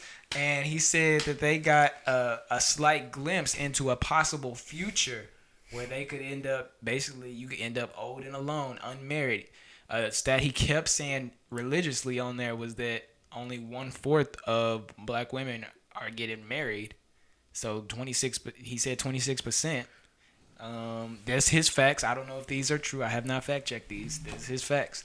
But basically, he said women were going to the grocery store with their eyes wide open, scared. He said it was the first time he seen black women scared. He seen them in the grocery I don't store. know. Scared, like shook. So Nike? Yo, is that what was happening with y'all? Y'all was scared, like y'all. The pandemic shook y'all up. Said, "I need a man." First off, I didn't listen to the whole interview, but the clip that I had listened to, I probably listened to about 15, 20 minutes of it. I wish I got that 15, 20 minutes back. I wish I had that time to watch Redman and Method Man on versus. Well, listen to that because that was nothing but bullshit. Secondly, he's an idiot, and biased as heck, and that's why he's single now. Do we know if he's a part of the LGBT community? Don't know, but he definitely doesn't have a wife, and he probably won't marry a black woman. But that's neither here nor there. So, to answer your question, I mean, he might pop out. He might pop out though with a bad celebrity black woman in the future. I doubt it.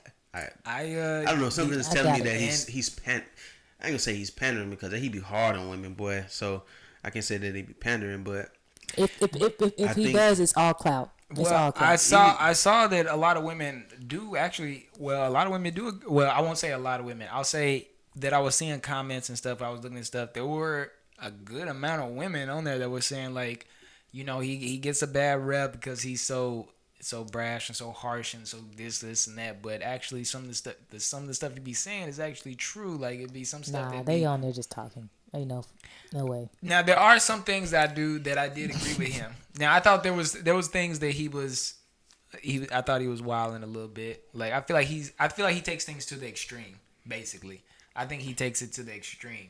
But the food stamp thing got me. So the food stamp thing is, if y'all haven't seen it, the food stamp thing. He said that he was in college. He said basically he said that men, we understand that if we don't have something, then we just don't have it. It's just we just not gonna get it. We accept it. We're not gonna get it. If if we have a car, we understand that whatever happens with that car, we're responsible for. We gotta take care of it. We gotta do whatever it needs to be done. He was saying that women, if something goes wrong with the car, they got somebody they can call. They be like, oh, I can call. Like if I get a flat, I can call somebody. I can that. I can call somebody. So then he said that when he was in college, he said dudes like to talk about when they was broke. Oh yeah, I was eating sardines, I was eating noodles, we was eating Maruchan and all that stuff. And he said he started talking to a girl and she was eating shrimp steaks, lobsters and stuff like that. And he's like, well, how are you doing that if you broke too? And she said food stamps. And he was like, that would have never crossed my mind at all to even get food stamps. Because he said as a man, if you don't have something, you basically accept the fact that you don't have it. You say, okay, well, if I ain't got the money to eat this week, I guess I'm gonna just eat these noodles and I'm gonna just deal with it. But he was saying that women would, if they didn't have it, they basically would try to find something, call somebody, have someone do it for have somebody do something. That's bullshit. Let's just stop right there because that is complete bullshit. Because first off, talk to us, Nike. Talk to us. First off, I definitely was the struggling college student eating ramen noodles and all that, living off the meal plan. Once the meal plan was out, you was hurting. We was all trying to share whatever we had, your roommates, your friends, whatever you had. You were just trying to share and try to make it through until next semester or until Christmas break or whatever the case may be. I learned about food stamps from Davell. So, bam.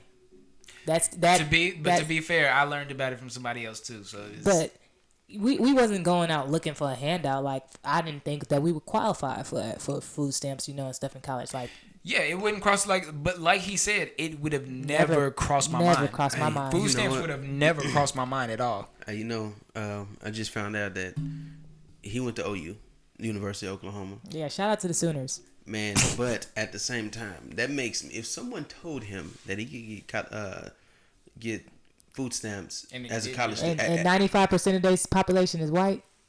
Bingo. I'm just saying. And I think it may have been a white person who told me. Honestly, it may have been. Maybe I don't know. I don't really know. I don't remember who told me. But they be having the keys and be holding. Yeah. So I don't know who told me, but I know once they did tell me, like my mind exploded. I was like, told everybody. I told everybody. I was trying to put us all on. Boy, Davell announced it at Afro AM. Bro, I made an announcement. He made an announcement at Afro AM. Announcement.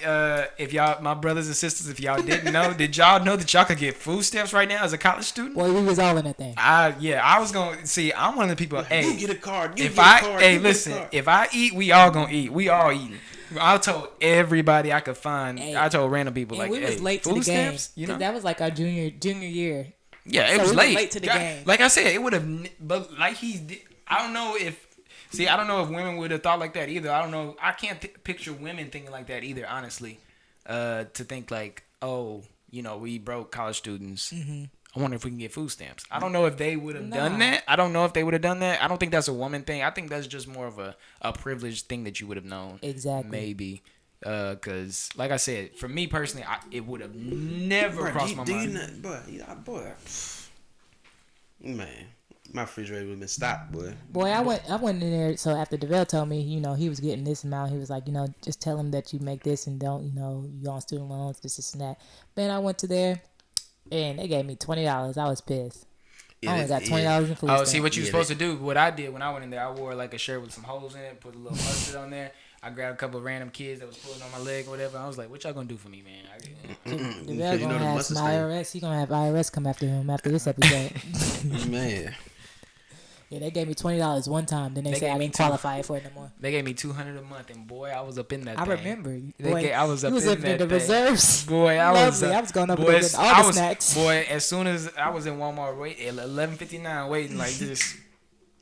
Boy, just waiting. You had the right caseworker because my caseworker wasn't fucking with me. Yeah, so you gotta sell the story. I went in there. They told me I make too much money. Oh, see, there was Crazy. stipulations on. Tell me that too. Yeah, there was stipulations on like how many hours you needed to work. Like $11 an hour. I worked like 20 hours. That was bullshit. Yeah, there was like certain things, but I was just like, hey man, I need this.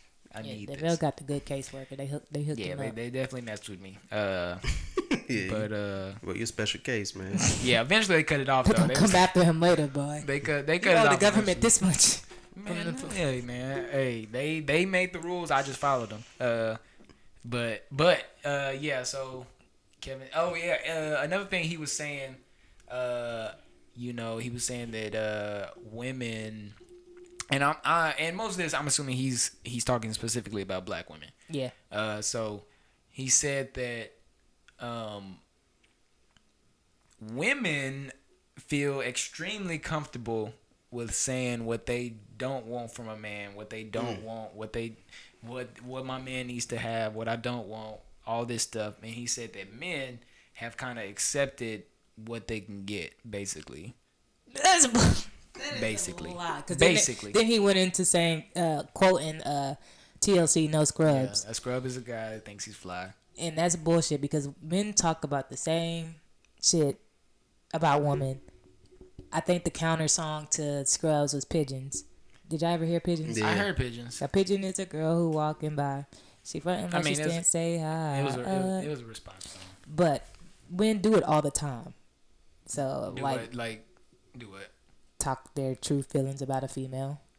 Oh, but his point was that when a man says something like, "Oh, I don't want that girl, she's too big," or something like that, that all women jump on him. That all the women jump on him for having that opinion, but at the same time, a woman can be like, "Oh, I don't want him. He don't make enough money or whatever," and no man's gonna really.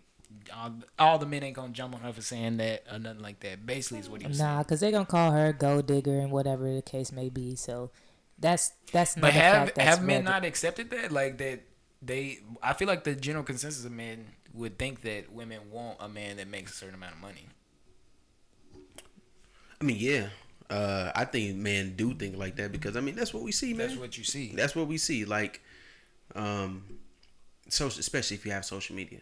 Oh, yeah. And we talked about it in one of our previous episodes. You have to, they put it in our head like unrealistic relationships and shit. So men think that we have to make a certain amount.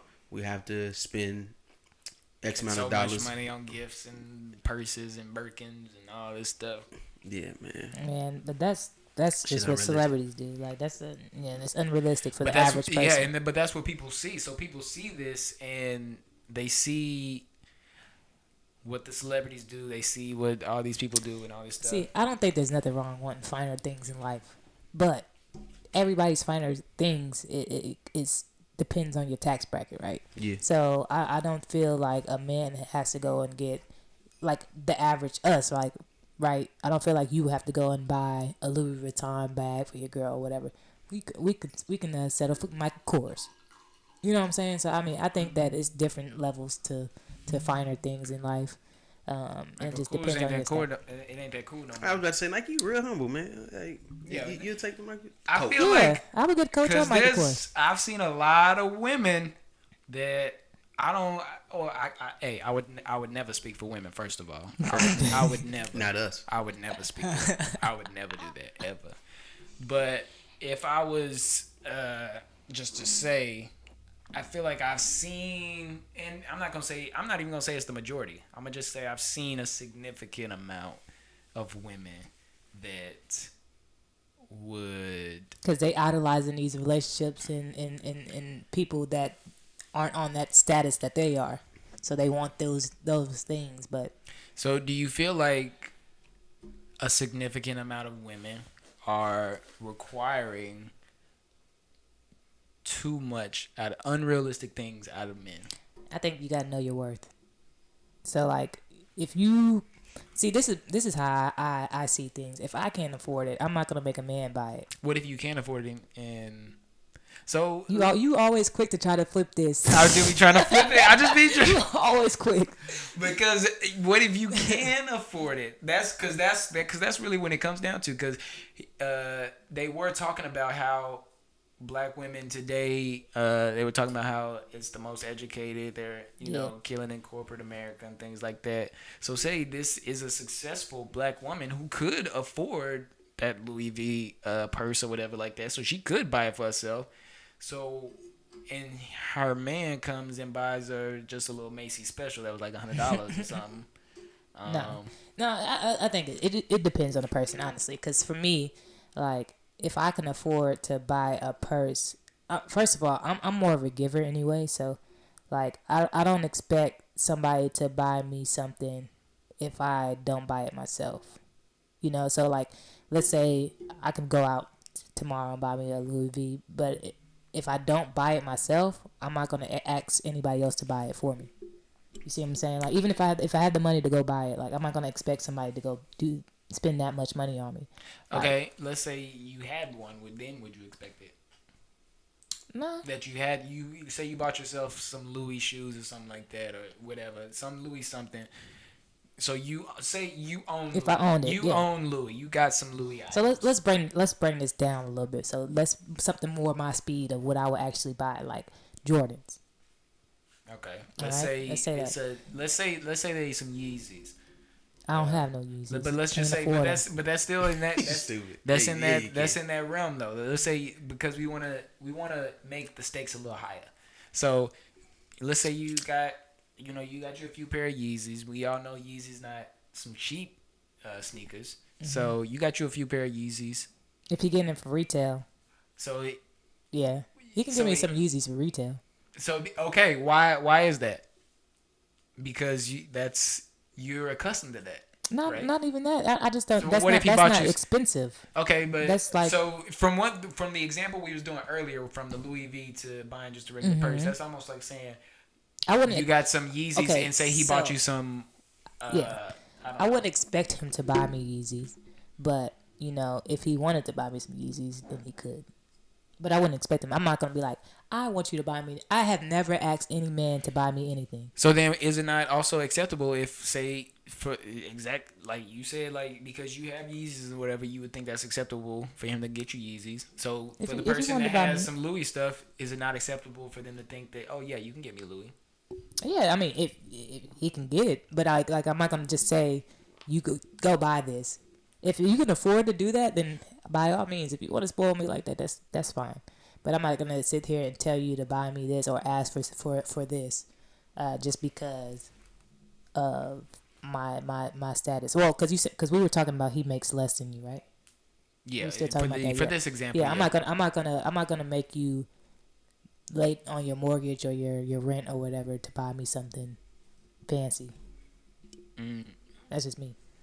But I mean, I can see there's females out there that do want the finer things in life, and they want the diamonds, they want the Louis V's and all that name brand stuff. So yeah, I can see women do like the finer things. I think that's out of their tax bracket. I think those women in particular that like the finer things that are out of their tax bracket, they're making it harder for like regular women.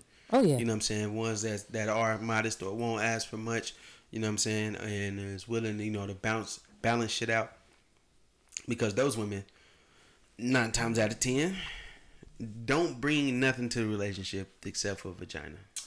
And that could lead into another Kevin Samuels thing that he said. No, that's the truth, G. Like, those women be like, a nigga can, I ain't like, why am I wasting my time talking to you? You gonna pay my bills? You gonna cash at me? You gonna give me this? You gonna buy me this? Like, they think that is like the precursor. Niggas buying them things is like the precursor for them giving us some pussy. Like, no, So- you right. You right about that. and that fucks You're it right up for about a that. lot. It do. Because a guy would be like, man, I ain't gonna buy her nothing, because, or a guy would be like, no, I ain't gonna. Even if that is in his nature to be a given person, and be like, I can do this for myself, right? So I can do this for the person that I talk to or that I love or that I'm in a relationship. Just a kind gesture of who I am, the essence of a man. Giving you something because I like this as well, right? Or I would like for my woman to have this. But women that expect that type of thing, fuck it up, really. I mean, but ain't that what they see a lot? What was Destiny's Child song? That Bills song? Can't pay my telephone bill. But bro, they don't even be asking for bills to be paid. Oh yeah, it's just they expect you to provide something. They want you to. Okay. So does that make it?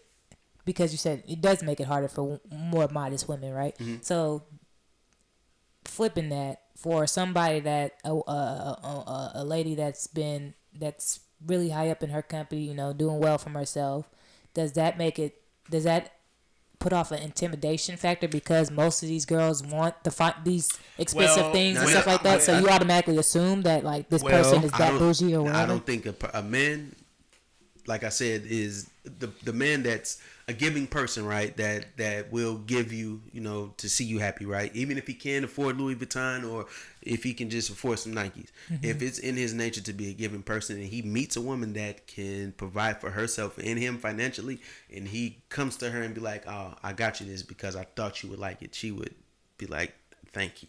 Right. And I do feel like he would feel pressure though, because let's use that example. Like, I mean, that's when you gotta have a conversation. Yeah, it's a wealthy woman, so he's the lower tier. I would think that he would think that like, oh, she probably does like Louis Vuitton stuff. But it depends on you and your train of thought as well, because if she makes money, right, and she's at this level, guaranteed there's guys that are at that level that makes more money than him, or then the guy she's talking to can provide more, can do more, but she is talking to you for a reason. Yeah, you know what I'm saying? Because, and that could be a guy problem. That could be a self-esteem issue. Comparing yourself to other men, or that could. Hey, but I will say there could be it could be take care of me. it could be a natural thought. But I mean, it's the same thing like that we were just talking about, like for damn, I just fell off my train of thought. Never mind. But no, yeah, I just feel like that women that do have their shit together, right? It is some type of intimidation factor because of the women that out here just want to live off of somebody. I don't get that. I don't know why.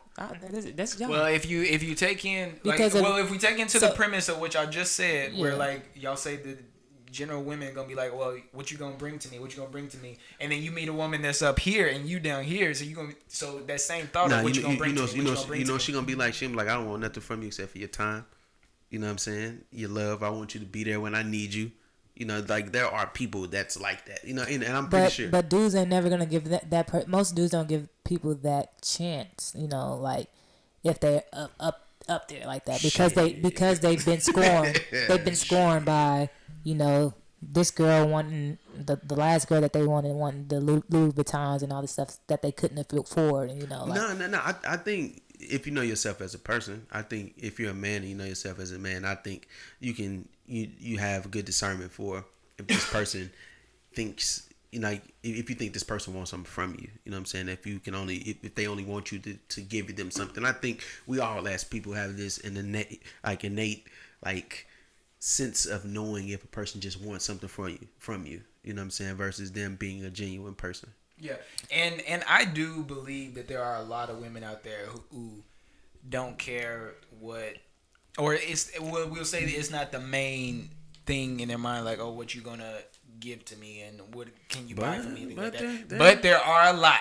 Trust me. I think there's more. See, I think that's it goes back to like mindset and growth, because I feel like, you know, with me being the age that I am now, like I'm more humble and, you know, more modest, right? But like if I was younger, you know, I would expect like, oh, I need this dude to do this for me, this and that. I think it just comes with growth, and it's on both sides, both male and females. Once you really grow up and you realize like what you actually really want in a relationship, the materialistic things kind of go out the window. Yeah, I do honestly believe that at the very end of the day, no matter what, at the very end of the day, even with all this stuff that we've been talking about, at the end of the day, a man can pull any type of woman, and a woman can and will love him no matter what he has.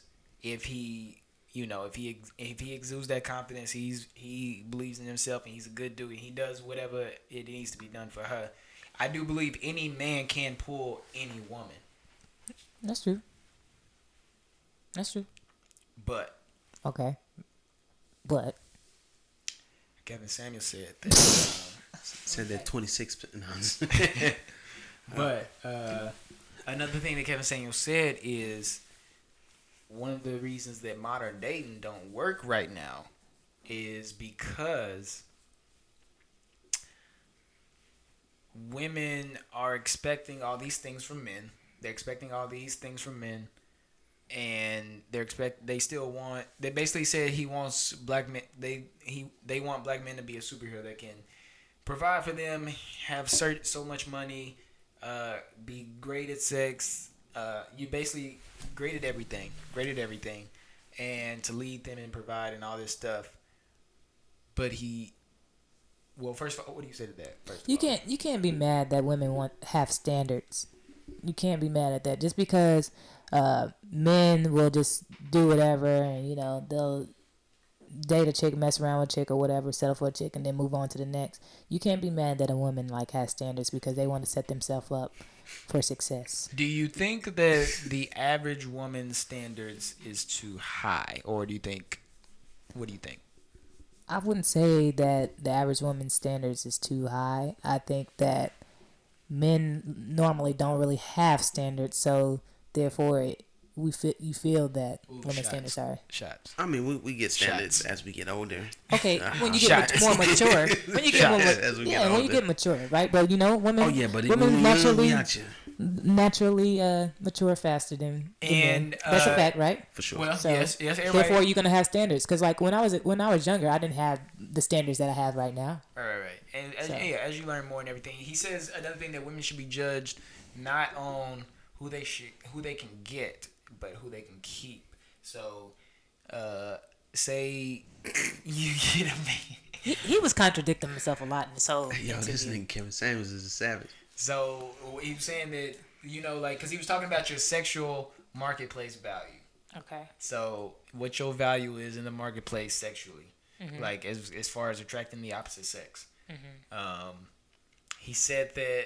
Let me see if I get this right. He said that women think that as their success level rises, like they're college educated, they're making a good job, all these things, they think that makes their sexual marketplace value rise. But he said actually it does not change it at all.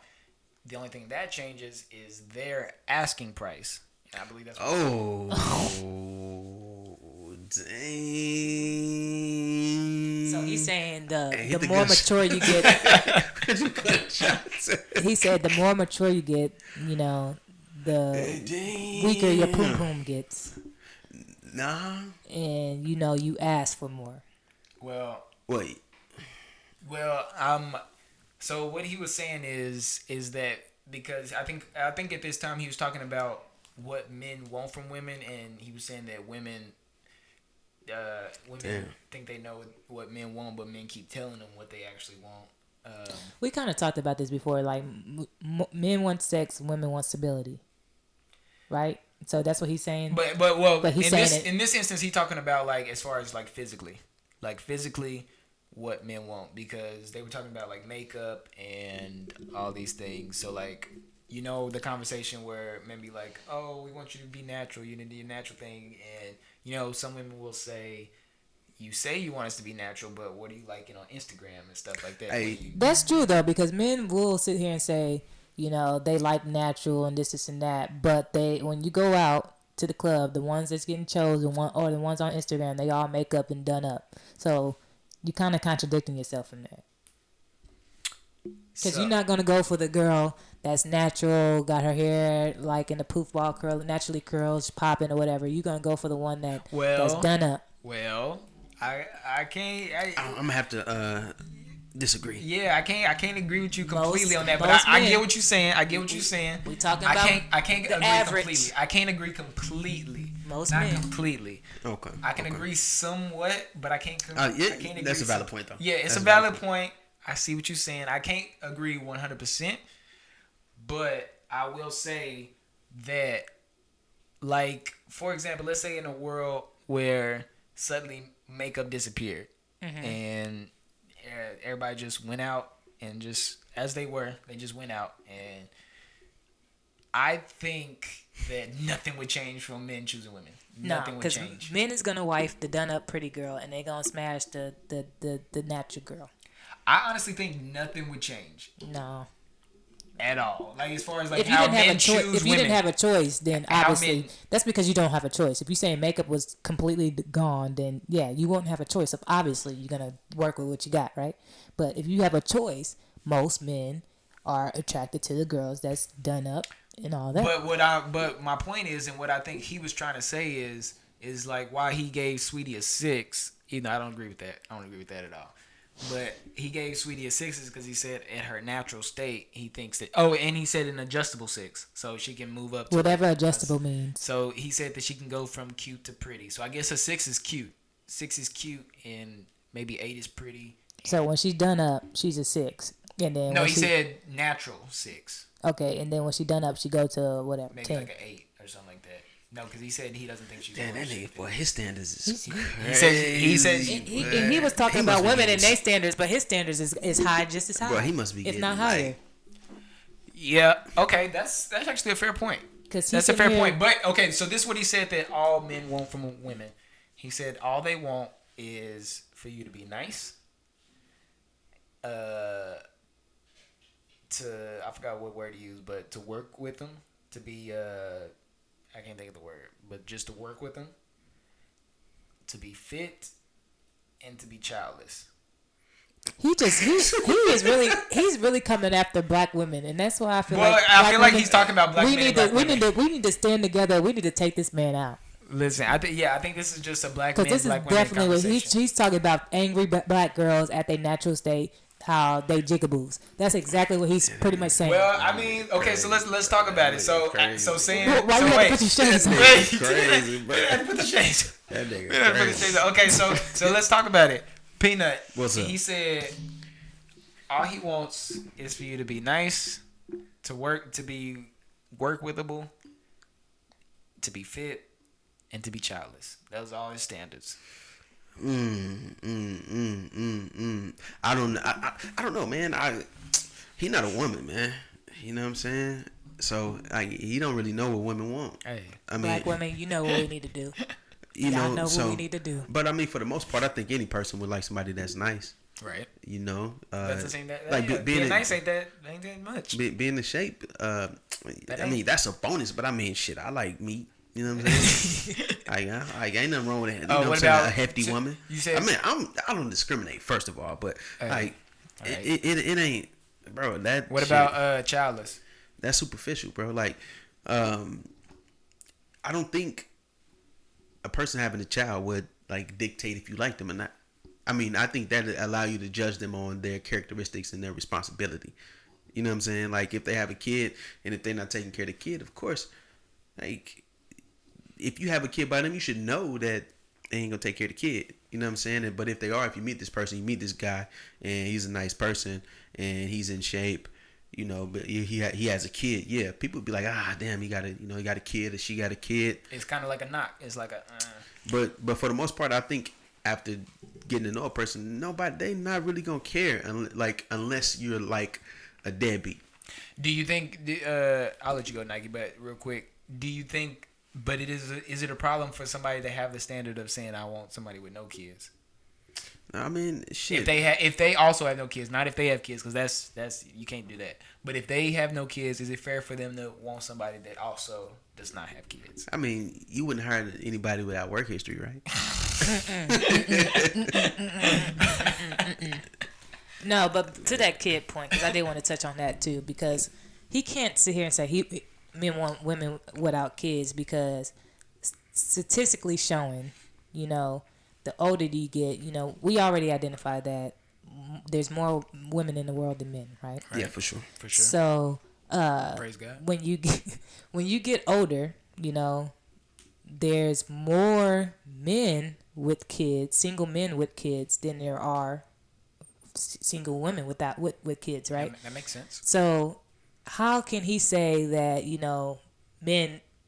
women can't have kids for a male, but like we are supposed to not accept? We supposed to accept a male with kids? Well, he didn't speak to what y'all could accept. But, I will say, I'm assuming that's where he was going, because the type of conversation they was having. But just to jump on that too, like you just said, there will be more men with kids than women with kids. Yeah, because it gets more and more smaller. So since there's more women with kids, or more women without kids than with, so it's not fair to be like, oh well, I'm gonna choose one of the majority that don't got kids. But so it's okay for him to say, we want a woman without kids, but it's probably opposite for a female. Because how I see it is, if he was a guy with kids, right? He would probably say the opposite. Like, a woman should accept me. A woman shouldn't. If a woman say like, I want a man without kids, then it'd be it's all hell breaks loose for him, right? But on the opposite, because he doesn't have kids, it's okay. Oh, no, I need a woman without kids. And he may have kids. I really don't know if he has kids or not. But I thought it was an interesting point. Black women, y'all know what we need to do. No, people already be. His show, actually, if you ever watch his show, I've never watched it, but apparently black women call in while he's on the show, and I'm going to call in. He will argue with you. I'm going to call in. We're going to call him on the Sayless podcast one day and see if we can get through. See if you can get through, and I'm going to let you take it away, Nike. We going to go after. Go in and do what you do. Let me know, ladies, if y'all want to come and join us that day. Yeah, I think that's... Figure that out. We gotta figure out that when they call. When is this? Shit, he probably ain't nobody gonna be able to get through to him. He famous now. Oh, I need to get through. When he want to see an angry black woman, all right. Man, you get black and angry. All right. Hey, he's used to it. That's all they do. When people call him, they no, because I'm not, because I don't want to give him no more publicity than what he has. I don't want to feed into the trap, because that's what's keeping him relevant. So I will say that I do think he's extreme in all these other things, but he makes some points. I can see some points. I don't agree with him 100%, but he does make some points. Yeah, man. I didn't hear one point that he made that was clear. Honestly, I did not. Maybe it was further along in the episode than what I heard, but the first 15-20 minutes, it wasn't there. We need Nike to get on the show. Nike to get on there. Yeah, y'all tag him in this clip. We gonna talk about it. Man. So what we gonna go music? Man, we currently missing the How High versus battle. Oh, that's true. Hey, before all right, I'm gonna put a button on this Kevin Samuels thing, right? Go ahead. All right, so this interview was on the Joe Budden podcast, right?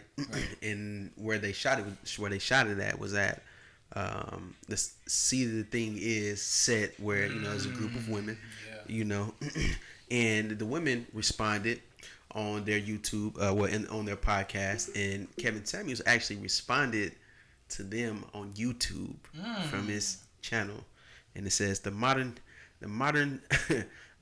danger zone woman on full display in all its glory. Now, one of these women actually listened to my content and spoke to the actual points. Instead, they went straight to typical responses, disingenuous and misleading at best. But to do the opposite would require real discourse. Anytime any of you want to bring your facts, data, and statistics, because anecdotal experience won't work and neither will this level of disingenuous bad faith energy masked as a legitimate compensation. Again, you can't make this stuff up. This nigga here is. He said he wants y'all to hit him up. He said and me up. And I'm not the type of person that like just really dislike people, but I really, what's his name, Kevin? Kevin Samuels. Kevin, I dislike you. Oh my gosh, Nike. I don't like everything that you stand for from the 15 minutes that I heard, and I hope that your content isn't strictly over this. If it is, shame. Yeah, nigga. Wow. Shame. Nike. You know, and I'm not that type of person that just like, you know, you see, I didn't say the hate word, you know, because I don't hate anybody, but you know, for what you stand for is definitely disrespectful to people that look like your mom, because I'm assuming that his mom is black. Yeah. You know, so you really need to check the stuff that you're saying and things that's coming out of your mouth, because we know exactly who you're directing these conversations and stuff towards. So yeah, I'm gonna leave it at that. I'm gonna just let y'all know, black women, I love y'all. But I ain't Derek Jackson either, but I love y'all. I love you know what I'm saying? Yeah, man. I love y'all too, but that's it. Yeah. I ain't pandering. This is real. Yeah, he's being disrespectful to his own mom. That's crazy. All right, but we'll go ahead and put a button on that. In other news, Derek Chauvin. Life. No, I don't know if he got life, but he got. Go ahead. Oh my bad. I didn't mean to you got it. No, he got found guilty on all 3 charges: second-degree murder, manslaughter, and what was the other one? I can't think of the other one. But anyway, second and third degree. Second and third degree. Okay. Yeah, he was found guilty all 3 charges. I think that is a wonderful thing that happened. This is for all the people that died at the hands of the police that didn't get any justice, or their story never got told. What happened that day? He killed that man. You know, if you seen that video on my birthday. If you seen that video, that's what happened. You know, I want to give a shout out to Tamika Mallory. You know, Treaded Truth, my son, Benjamin Crump. You know, and everybody that worked tirelessly to keep this story alive. You know what I'm saying? Because Steven Jackson. You know, all the athletes. And also the people that's been in the field protesting, you know, the ones that actually have boots on the ground, you know, because even though this felt like, you know, it was a win for sure. It was a win for us as black people today, but, you know, we got a lot more to do. You know, we got to, you know, this one win doesn't, you know, undo everything that's been done to us. You know what I'm saying? So, yeah, man, my condolences to the Floyd family for sure. Man, and you know, I'm glad justice was served. Yeah, man. They said for second degree murder, like the max charge is 40 years. For third degree murder, the max charge is 20 years, and for manslaughter, it's up to 10 years. So they suggested 12 and a half years for each sentence, which would be, you know, like 66 years, basically, you know. Yeah, and I think, what do y'all think? Do y'all think that they made an example out of Derek Chauvin? I think, yeah, somewhat. I think they did. I think so. Yeah. I think they did because, man, after, and I think the murder of what's his name, Dante Walker. Dante Walker. I think that had a lot to do with it. Yep. A lot to do with it because he was murdered in the same county, in Minneapolis, and I think that everyone understood that if he was to get away with this, then what 2020 was, it would have looked like a cakewalk, like a walk in the park. Yeah. This shit would have been, it was Dante Wright. Oh, Dante Wright, excuse me. Yeah. Dante Wright. But I definitely agree with that. Like you said, we got a long way to go. I think hopefully with this case being resolved this way, I'm hoping that, like, I hope that this just leads to even just the cops being more aware, like just with them in their own minds being more aware that this is a possibility. Like, because I feel like beforehand they never really. It was never really like, oh yeah, I'm gonna get no, because it's the blue blood laws and stuff. They take care of each other. So if this becomes like a real consequence for them, I feel like this could like small trickles here and there that just help us in the right direction. Because like with the Dante Wright thing, that I mean. It's honestly ridiculous. It really pissed me off, and I'm not really a super emotional person, but like I really felt that in for her, and I don't think we talked about this. I don't even think we talked about the case, but for her to say that she thought she was reaching for a taser, like it's not and a to clear be difference. holding it, she was holding it, and to think that you thought that you had your taser in your hand. Like, and I even looked up all the different types of tasers. There's a few different types of tasers that are similar to guns, but 9 out of 10 of them were. No, that was a cop out. And for her to be on the force for what, almost 30 years? 30 years, yeah. 30 years, and she's like a supervisor. She's trainer. She's a trainer. She was training somebody that day. The other dude with her, she was training him. She was literally training him. So let's say like. Even the fact, let's say he did not get killed, just how she would have handled the situation and everything like that. Like, she was training someone else to be like her. Yeah. Which is it just shows you what the police force today, what we dealing with, and how it's just getting continuously taught. So, it's ridiculous, bro. Yeah, man. And it's unfortunate that George Floyd had to lose his life in this case, right? But one of the good things that came from it, which we are hoping to get pushed through, is the George Floyd Justice for Policing Act 2021. Work to end racial and religious profiling, prohibits federal, state, and local law enforcement from racial, religious, and discriminatory profiling, mandates training on racial, religious, and discriminatory profiling. It also bans chokeholds at the federal level. Bans no-knock warrants. And requires the deadly force be used as a last resort, for police officers, and hopefully, and it seems like a step in the right direction, and hopefully it goes through. But yeah, man, hopefully they do the same with what's her name, Kim Porter, whatever her name is, cause no, this was definitely a turning point. I don't think if this did not happen, if the verdict did not go in favor of the George Floyd's family, I think that we would continuously see what we've been seeing. So this is definitely a turning point, and I think that the time is now that we might actually see some changes being made in the police force. Shooting for more extensive training, because obviously the 6 to 10 weeks or whatever that they're going through right now, it's not enough. It's ridiculous. It's bro. really not enough to be able to take someone's life away. You've been on training for 6 weeks. Exactly. 6 weeks. So and then hopefully with the defunding the police, as they start taking money away from these police departments and stuff, and start putting more into the schools and things of that nature.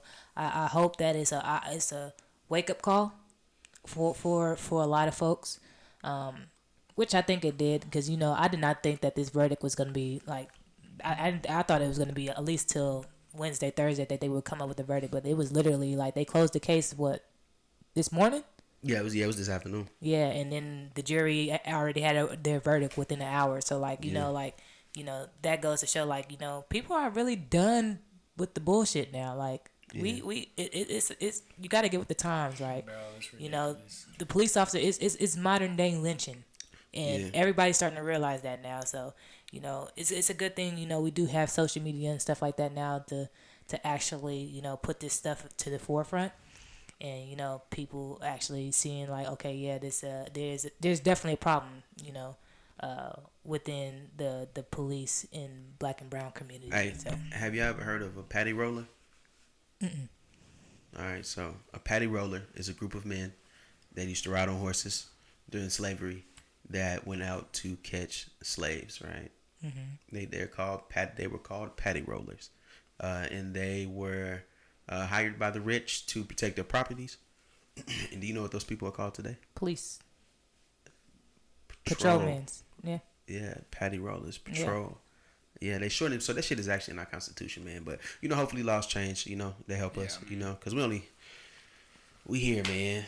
We here. Yeah, no, and that's kind of how I feel. Like that's why I feel like we need to reestablish like the Constitution, the amendments and stuff like that, because all that shit was written when black people were slaves, and it was one sided, right? Yeah. It was the white man that written all that. So there's a lot of things that were written against us, and it needs to be unwritten.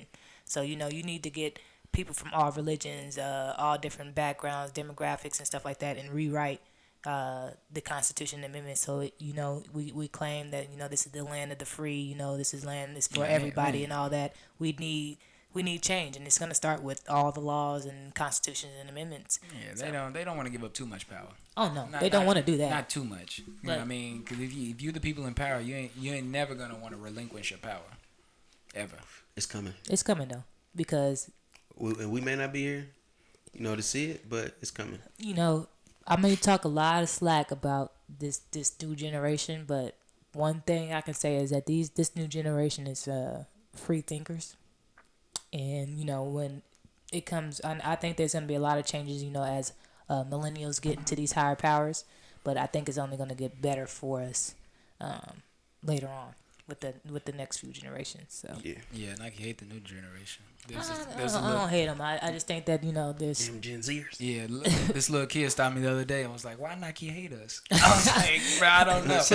I got love. I got don't love know. for them. It's just some of the decisions that they make, and it's just like with any generation, right? Like our parents felt the same way about us, and there's some things that you just disagree on, but I'm adapting to the times, and we moving forward. Hey, I said, "Hey, I'm gonna get her there. Don't worry about it." Don't trip the homie. She coming. So, all right, y'all want to get into new music? Yes, man. Yeah, we get music. I don't know what came out this week. Man, all right. I have. What do I want to roll with, man? It's not a lot of great music that came out. I'm not gonna lie, but I started listening to Young Thug, Slime Language too. man, that's just a long ass Slap. album. I listened to like the first probably like 7 songs. Yeah, she got like 20 some songs on there. Yeah, 23. Young Thug stuff always kind of long. Man, I got my song. Snoop Dogg came out with an album? Did it? Yeah, Snoop Dogg got an album. What's it called? It's called From the Streets to the Sweets. When they come out? Came out recently. It's 10 songs. Oh, damn, I didn't know that. Yeah, I know. Mozzie on here, Larry June, Devin the Dude. Love Devin the Dude. Man, Legend. Check that out. I know B King got a new song with Ludacris where they sampled Fire. Bobbin'. Fire. Pop. I think it's called It's Poppin'. P Poppin'. Keep it poppin'.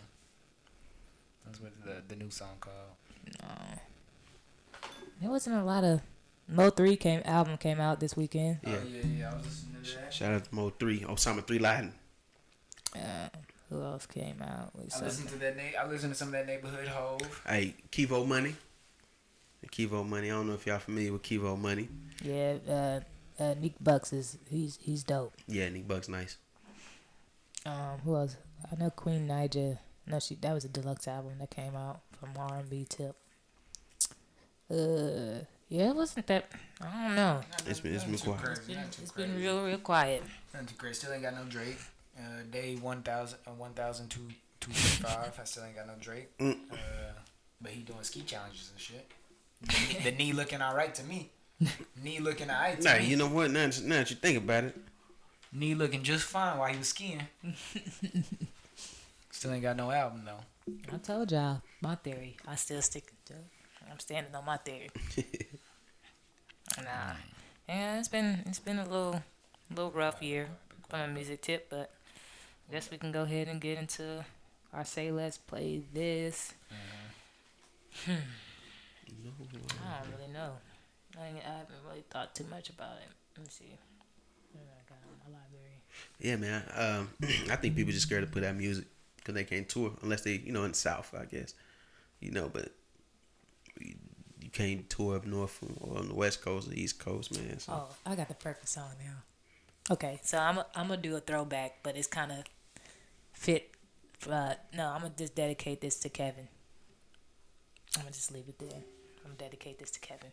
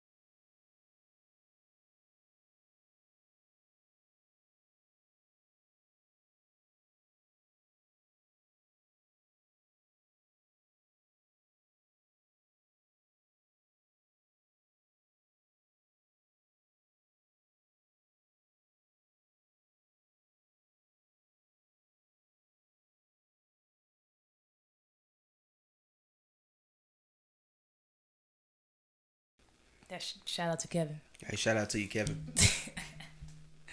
We miss you, bro. Alright, yeah, so y'all already know. NDRE video. I don't know, that song just came to my head randomly this past weekend, so I was like, hell, kind of fit the theme. Yeah, that mean you need to reach out to Kevin. Yeah.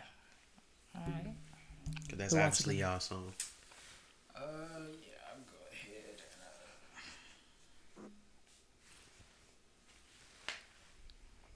Man, I'm mad that we missing this versus battle. Nah, I really wanted to watch it. I'm mad I ain't got no edibles. For fucking 420. it is 420. True. And it's Taco Tuesday. Man, you know New York done passed it. They passed the law. Man, shout out. Recreational use So in I'm New York. gonna go with my dude Bankroll Freddy, man. I know he had an album that came out. Yeah, what you talking about? Hey, shout out to Mariana, Arkansas, man. All my partners from there. Yeah, man. Not a lot of people be talking about Bankroll Freddy, but you know, I Tape was fire. So I'm gonna let me see. I'm gonna play. We're gonna do this one right here.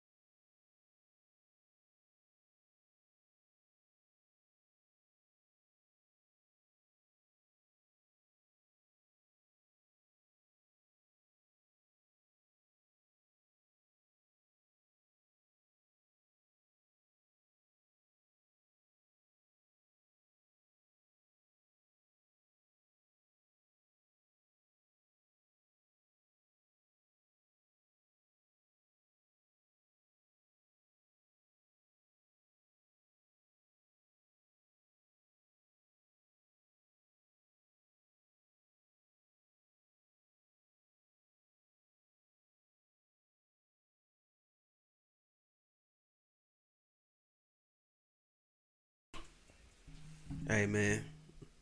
Shout out Bankroll Freddy. Man, shout out to Arkansas, man. I didn't know he was from Arkansas. I thought he was from like North Carolina or something. Shout out to Arkansas. And that's an amazing tape. If y'all want to listen to some more Bankroll Freddy, y'all listen to Dope Talk featuring 2 Chainz, Pop It featuring Meg Thee Stallion, Go the Distance featuring P&B Rock. Hey, shout out to Arkansas, man. Shout out to Mariana. Shout out to Mariana, man. All right, mine is gonna be an artist by the name of Kivo Money. If I could find this, it's off of Lucille's grandson, and this is called "I'm Golden." This is where I'm at right now.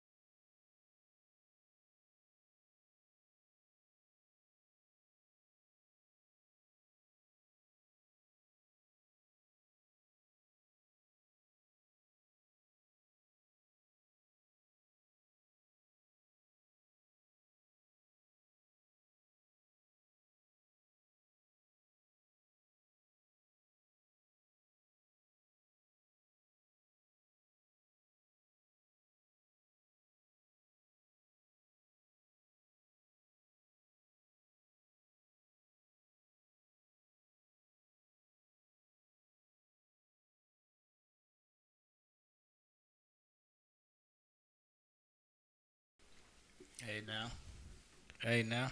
Hey, shout out to Kivo Money, man. Fucks with it. Nah, man. That's some good. I'm gonna have to check out both of their tapes. Yeah, Bang on Freddy, boy. Yeah. Yeah, I've heard a couple. I know I've heard the John with Mulatto for sure. But I know I've seen him because he date what's her name? I forgot the girl that he date. But yeah, I know I've heard of him, but I haven't heard of Kivo. Yeah. So I have to check his tape out. Yeah. Oh man. So anything else we got going on in music? Nah, man. And then we got the Escape SWV versus battle coming up in 2 weeks. Oh yeah. Yep. Mother's Day. So it's on Sunday. Mother's Day. Mother's Day is on a Sunday. Yep. Okay. Yep. Thank you. Yep. Thank you. You're welcome. Boy. Subtle reminders for everybody that forgot. Yeah. Yeah, man. So that's it. I got any say less do mores? Nah, not. I mean, other than just in general. How about the police force say let's do more? I give you that. Big facts. Yeah, man. I'll just say, man, take care of yourself. You know what I'm saying? Us as people, we've been, especially as black people, we've been through a lot, man. So I say, if you have to take off from work, you know what I'm saying? If you have to set that appointment, for your massage, your pedicure, or whatever,